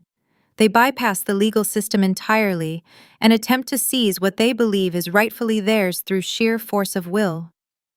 As I stood up from the conference table, I saw the dangerous, unhinged resolve hardening in my father's eyes, warning me that this quiet victory in the boardroom was about to spill out into the real world. I walked out of the conference room, rode the glass elevator down to the subterranean parking garage, and climbed into my sedan.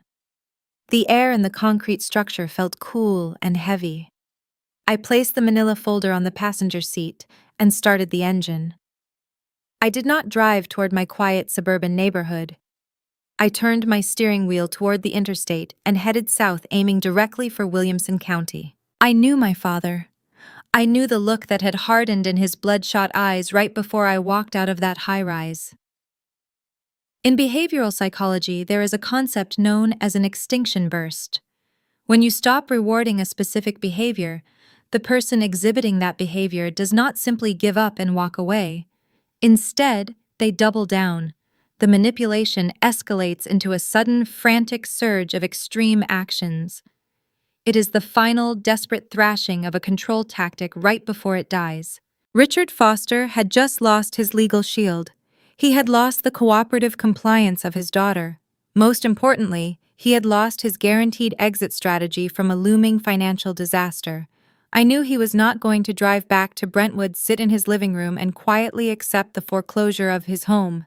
He was going to scramble for leverage. He needed a bargaining chip to force me back to the negotiating table. If he could not possess the legal title to Foster Ridge, he would attempt to possess the physical dirt.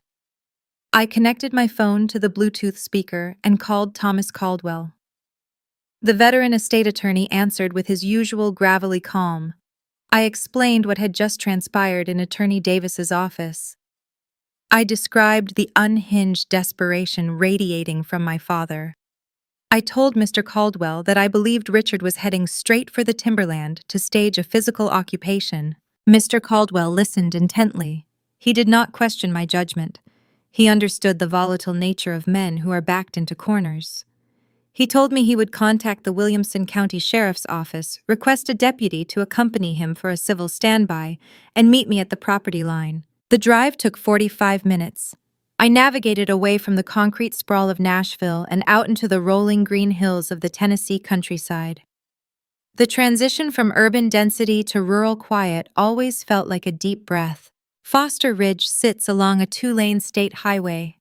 It is a breathtaking expanse of old-growth oak trees, sweeping native grass, and a pristine freshwater creek that borders the western edge. Aunt Clara had preserved it flawlessly, refusing to let developers carve it into sterile subdivisions.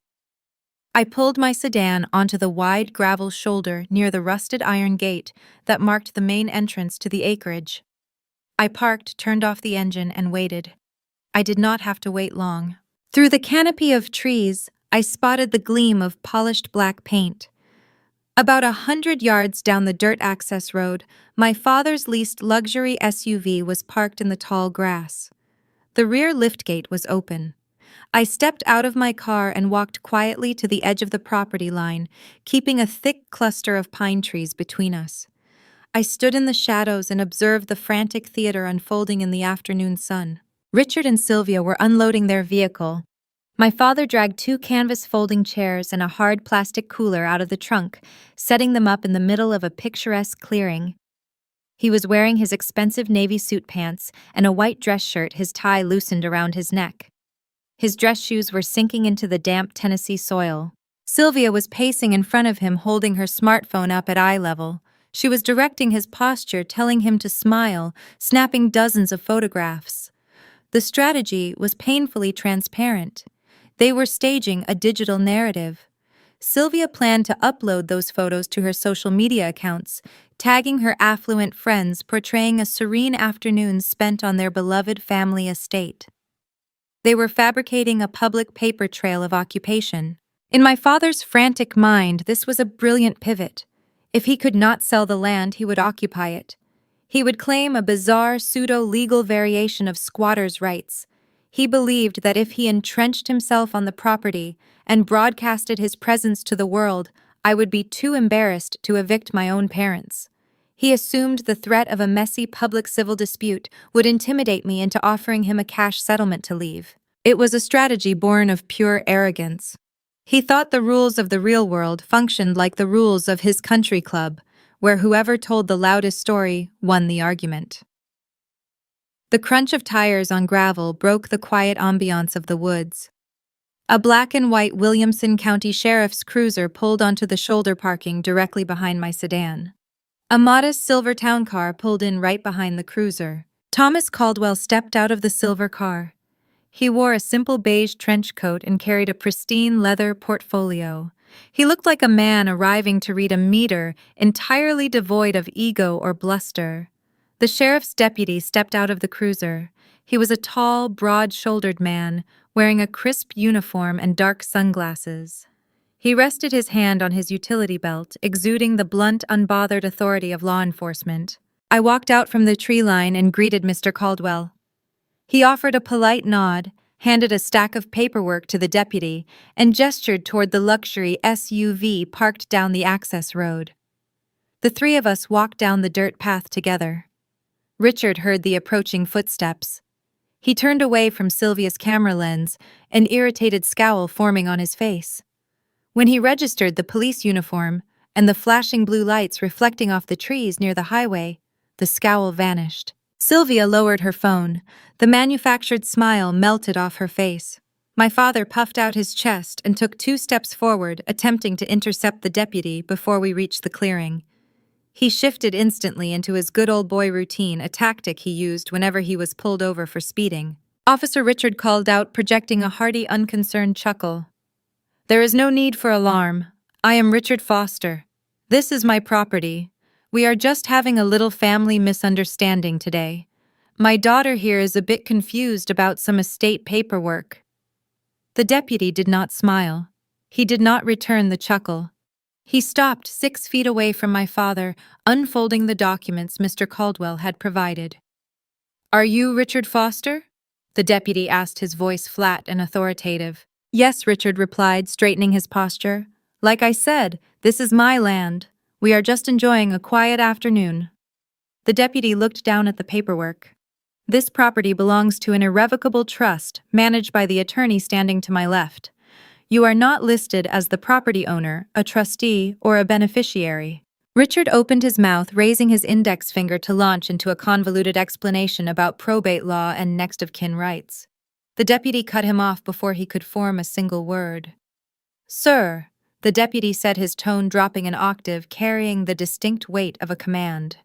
"The legal owner of this property has formally requested your removal. You are trespassing." My father's jaw went slack. The good old boy routine shattered against the cold, hard wall of the law. He looked at Mr. Caldwell, hoping to intimidate the older attorney, but Caldwell simply stared back with mild, unblinking indifference. Sylvia clutched her smartphone to her chest. She looked toward the state highway. 2 cars drove past, slowing down to look at the police cruiser with its lights flashing on the shoulder. Her affluent peers drove this highway on their way to the upscale boutiques in Franklin. The realization that she was standing in the dirt, being treated like a common trespasser in broad daylight, hit her like a physical blow. The public humiliation she dreaded more than anything else was happening in real time. The deputy handed Richard a carbon copy document. "This is a formal notice of trespass," the deputy explained. "You have 48 hours to remove your vehicle, your chairs, your cooler, and any other personal property from this parcel. If you are found on this land after that window expires, you will be placed in handcuffs and charged with criminal trespass. Do you understand?" Richard looked at the piece of paper in his trembling hand. He did not have a high-priced lawyer standing next to him.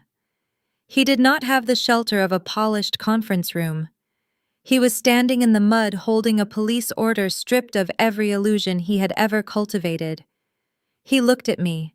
The desperate, unhinged resolve that had sent him rushing out to this property drained from his eyes. I stood next to Mr. Caldwell. My posture relaxed, my expression neutral. I did not gloat. I did not offer a parting insult.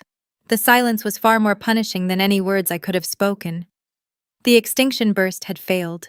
The grand theatrical final play had resulted in nothing but a police record and a humiliating eviction from the dirt he tried to steal. Richard turned around, his shoulders slumping forward. He walked back to the clearing, grabbed the hard plastic cooler by the handle, and dragged it toward the trunk of his SUV. Sylvia followed him, her head bowed, avoiding eye contact with the deputy. They loaded their props into the vehicle, climbed inside, and started the engine. The luxury SUV reversed clumsily over the uneven grass, its tires spinning in the damp soil, before finding traction on the access road. They drove past us without a word, turning onto the state highway and accelerating back toward their crumbling life in Brentwood. I watched their taillights disappear around the bend. The boundary had been drawn, tested, and enforced by the full weight of the law. The financial house of cards they had built to protect Nolan was now entirely unsupported. The next phase of their collapse would require no action on my part. The consequences of their own choices were already in motion, speeding toward them faster than they could ever hope to outrun. The days following the humiliating eviction at Foster Ridge were remarkably quiet. I did not receive any frantic phone calls or certified letters. When you remove a person's leverage, you also remove their voice. My father had run out of maneuvers. He could no longer bend reality to fit his narrative because the cold, unfeeling mechanics of the financial system had finally taken over. Math does not care about your country club status. Math does not care about your tailored suits or your performative outrage. It only cares about the ledger, and the Foster family ledger was bleeding out. The first domino to fall was Nolan. Exactly 30 days after the incident at the timberland, my older brother filed for Chapter 7, bankruptcy protection. For his entire adult life, Nolan had existed in a padded reality, shielded from the consequences of his actions by our parents' checkbook. When that checkbook snapped shut, the real world crashed down on him with breathtaking speed. Chapter 7 is a liquidation process. It is designed to strip a debtor down to the studs. The federal court appointed an independent trustee to examine his finances. The trustee did not care about Nolan's tech jargon or his grandiose visions. The trustee only saw unpaid software developers, a broken commercial lease, and phantom revenue projections. Nolan was forced to stand in a sterile federal building, raise his right hand, and admit under oath that his entire enterprise was a hollow shell. The designer furniture in his downtown apartment was repossessed. The luxury vehicle my father had leased for him was towed away in the middle of the night. For the first time in his 33 years, Nolan had to face a consequence that his parents could not buy him out of. He was forced to move out of the trendy Gulch neighborhood and into a cheap weekly rental complex on the outskirts of the city. He took a low-wage job answering phones for a local logistics company, clocking in and out like the blue-collar workers my father used to mock. Richard and Sylvia faced a much steeper cliff. The bank holding the commercial bridge loan ran out of patience. The 60-day cure period expired without a single dollar being transferred to the escrow account. In Tennessee, the foreclosure process is non-judicial. This means the lender does not have to drag you through a lengthy court battle to take your house. They simply file a notice of default and publish the impending sale in a local newspaper for 3 consecutive weeks. It is an efficient, ruthless administrative procedure designed to liquidate the asset as quickly as possible. That legal publication was the pin that popped my mother's carefully inflated social balloon. The Williamson County Herald is a modest publication, but it is read religiously by the exact demographic my parents sought to impress.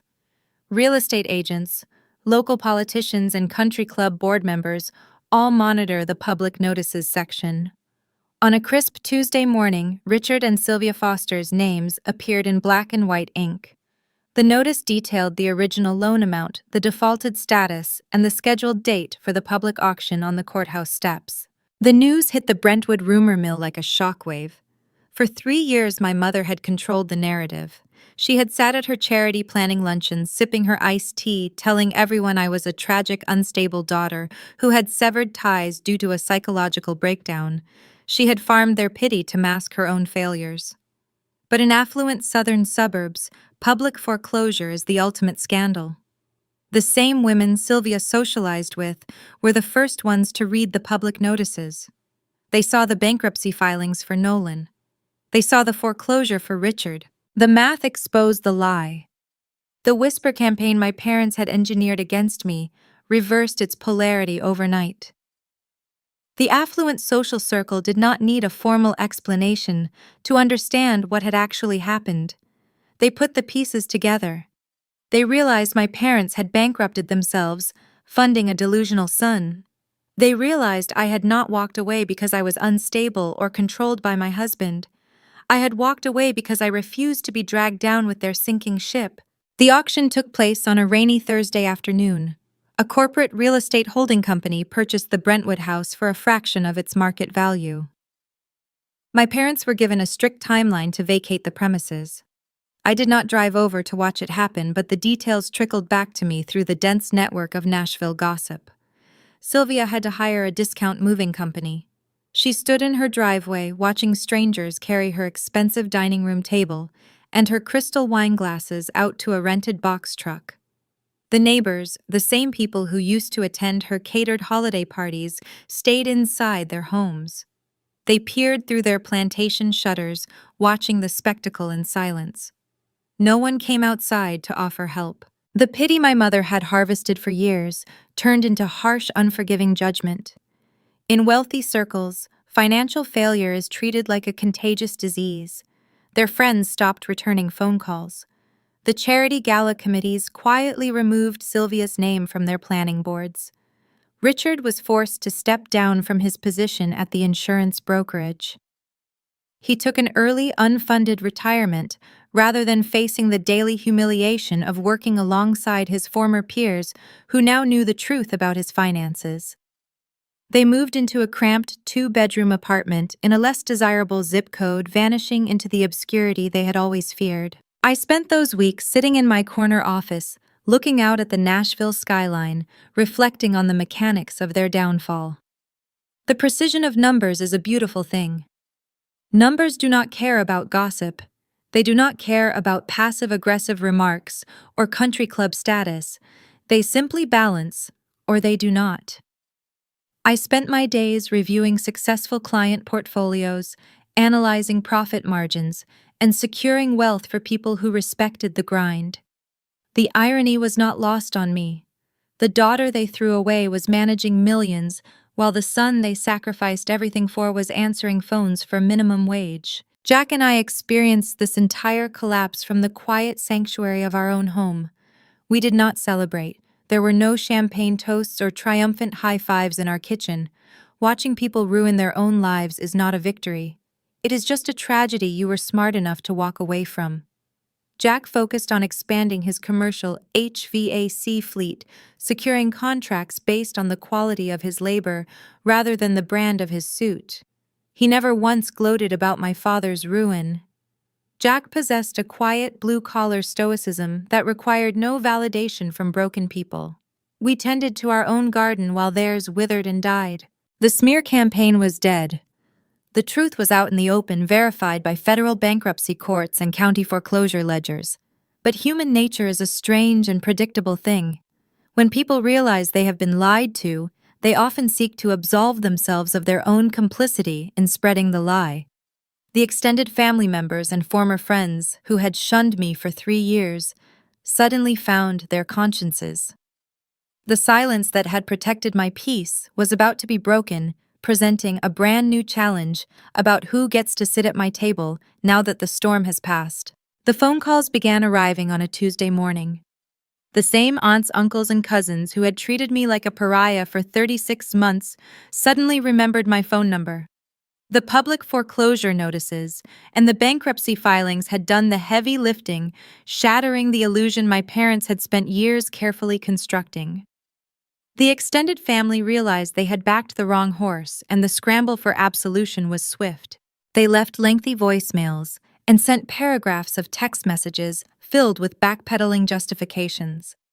My cousin Diane wrote a long message explaining how she always suspected Richard was exaggerating his financial success. Aunt Miriam left a tearful voicemail claiming she had been manipulated by the vicious rumors circulating at the country club. They all wanted the same thing. They wanted me to tell them that their 3 years of silence was forgivable because my parents were such convincing liars. I listened to the voicemails while standing in my kitchen. Jack watched me from the doorway, holding his mug of coffee, waiting to see how I would handle this new wave of intrusion. I pressed the delete button on every single message. I did not return a single phone call. The people who only show up when the villain is in handcuffs are not your allies. They are just spectators who want to make sure they are standing on the winning side of the field. True family does not wait for a federal bankruptcy filing to decide if you are worthy of basic respect. If they could not see my character when the lies were loud, they did not get a seat at my table just because the truth was quiet. I blocked their numbers and went back to my life. That Saturday, Jack and I decided to drive out to Foster Ridge. The autumn transition in Tennessee was at its peak. The canopy of oak trees had turned into a brilliant spectrum of burnt orange, deep red, and rich gold. We parked the truck on the gravel shoulder and walked past the rusted iron gate. The air was sharp and clean, carrying the distinct scent of dry pine needles and damp earth. We hiked down the gentle slope toward the freshwater creek that bordered the western edge of the timberland. Jack walked beside me, his boots crunching softly on the forest floor. He did not ask a million questions. He just shared the quiet space with me, offering the steady, grounded presence that had anchored me for years. We reached the water. The creek was clear and shallow, running smoothly over round gray stones. We sat down on a fallen cedar log near the bank. I looked around at the 40 acres of untouched wilderness. This land was the prize my father was willing to destroy me for. He viewed it purely as a liquid asset, a stack of chips he could push to the center of the table to stay in a game he had already lost.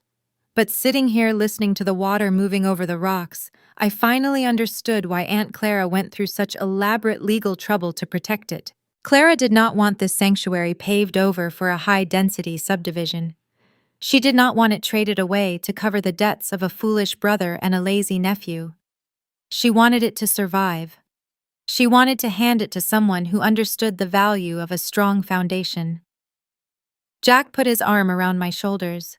He looked out at the tree line and asked me what I wanted to do with the property. I leaned against him and told him we were going to keep it. We were not going to sign any listing agreements or field any offers from commercial developers. I told him that maybe one day we would clear a small space near the creek and build a cabin. A quiet retreat away from the noise of the city, built with our own money, standing on soil that nobody could ever take away from us. Jack smiled, resting his chin on the top of my head, and agreed that it sounded like a perfect plan. If you look at my story through a psychological lens, the dynamic is painfully common. Growing up as the strong child in a toxic household, you are conditioned to believe you are the shock absorber. Your entire purpose is to cushion the blow for everyone else.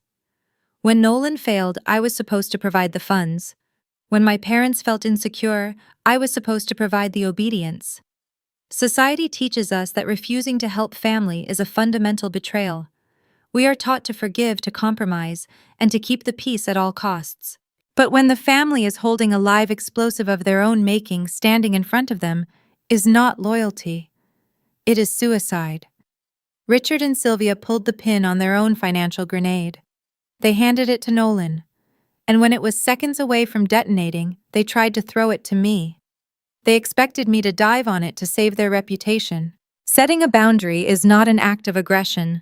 I did not blow up my parents' life. I did not hack into their bank accounts, and I did not force them to take out a predatory loan. I just refused to catch the grenade. I stepped out of the way and I let gravity do the rest. The destruction they experienced was entirely self-inflicted. You do not need anyone's permission to know your own worth. You have every right to set ironclad boundaries even with your parents, even with your siblings, even with people who share your blood. DNA is a biological fact, but family is a behavioral choice. True family consists of the people who celebrate your success, not the people who mine it for resources. True family is the husband who stands calmly by your side while your father insults him. True family is the aunt who secretly builds a legal fortress to protect you from the greed of her own brother. True family is the life you choose to build for yourself, far away from the people who only value you for what you can provide. My name is Eliza Foster. I am a 31-year-old accountant, a wife, and the sole owner of 40 acres of beautiful Tennessee timberland. My parents' lawyer sent me one document hoping to strip me of my inheritance. Instead, he handed me the key to my freedom. Thank you for staying with me through this entire journey. If you made it this far, I hope you know that you are not obligated to set yourself on fire to keep someone else warm. If this story resonated with you, if you have ever had to walk away from people who tried to weaponize your independence, I want to hear from you. What is the hardest boundary you ever had to set, and how did your life change after you held your ground? Drop your story in the comments below. I read every single one of them. Do not forget to hit the subscribe button and click the notification bell so you never miss a new story. Check the description for links to more content about navigating difficult family dynamics and reclaiming your peace. Until next time, take care of yourself and never apologize for protecting your own foundation. Looking back at the painful years of silence and the sudden revealing chaos of that Nashville conference room, I realized the greatest inheritance I received was not the 40 acres of timberland. The true inheritance was the unwavering clarity that came from standing my ground.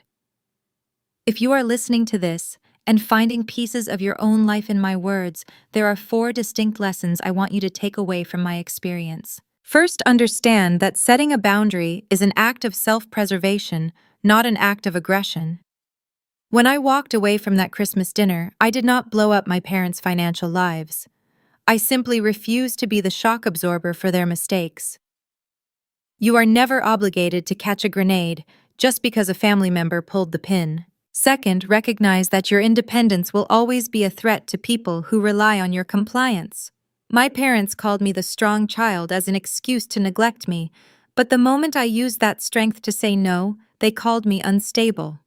People who benefit from your sacrifices will always paint you as the villain when you finally put yourself first. Third blood makes you relatives, but respect makes you family. My father shared my DNA, but he tried to steal my future to save his own pride. Jack shared none of my blood yet. He stood quietly by my side and built a life with me based on mutual support. You must consciously choose the people who celebrate your success, not the people who mine it for resources. Fourth, never underestimate the power of silence in the face of a smear campaign. When my mother spread lies about my mental health, my first instinct was to fight back and scream the truth. But truth does not need a megaphone. While they wasted their energy spinning fictions, I focused on my career and my marriage. Eventually, the math caught up with them, and their own public ruin told the truth far better than I ever could have. My name is Eliza Foster, and I am finally writing my own narrative. Thank you for listening. If you resonated with this journey, please subscribe to Hazel Tells Stories for more narratives about breaking cycles and reclaiming your power. Drop your own experiences in the comments below, and remember to always protect your peace.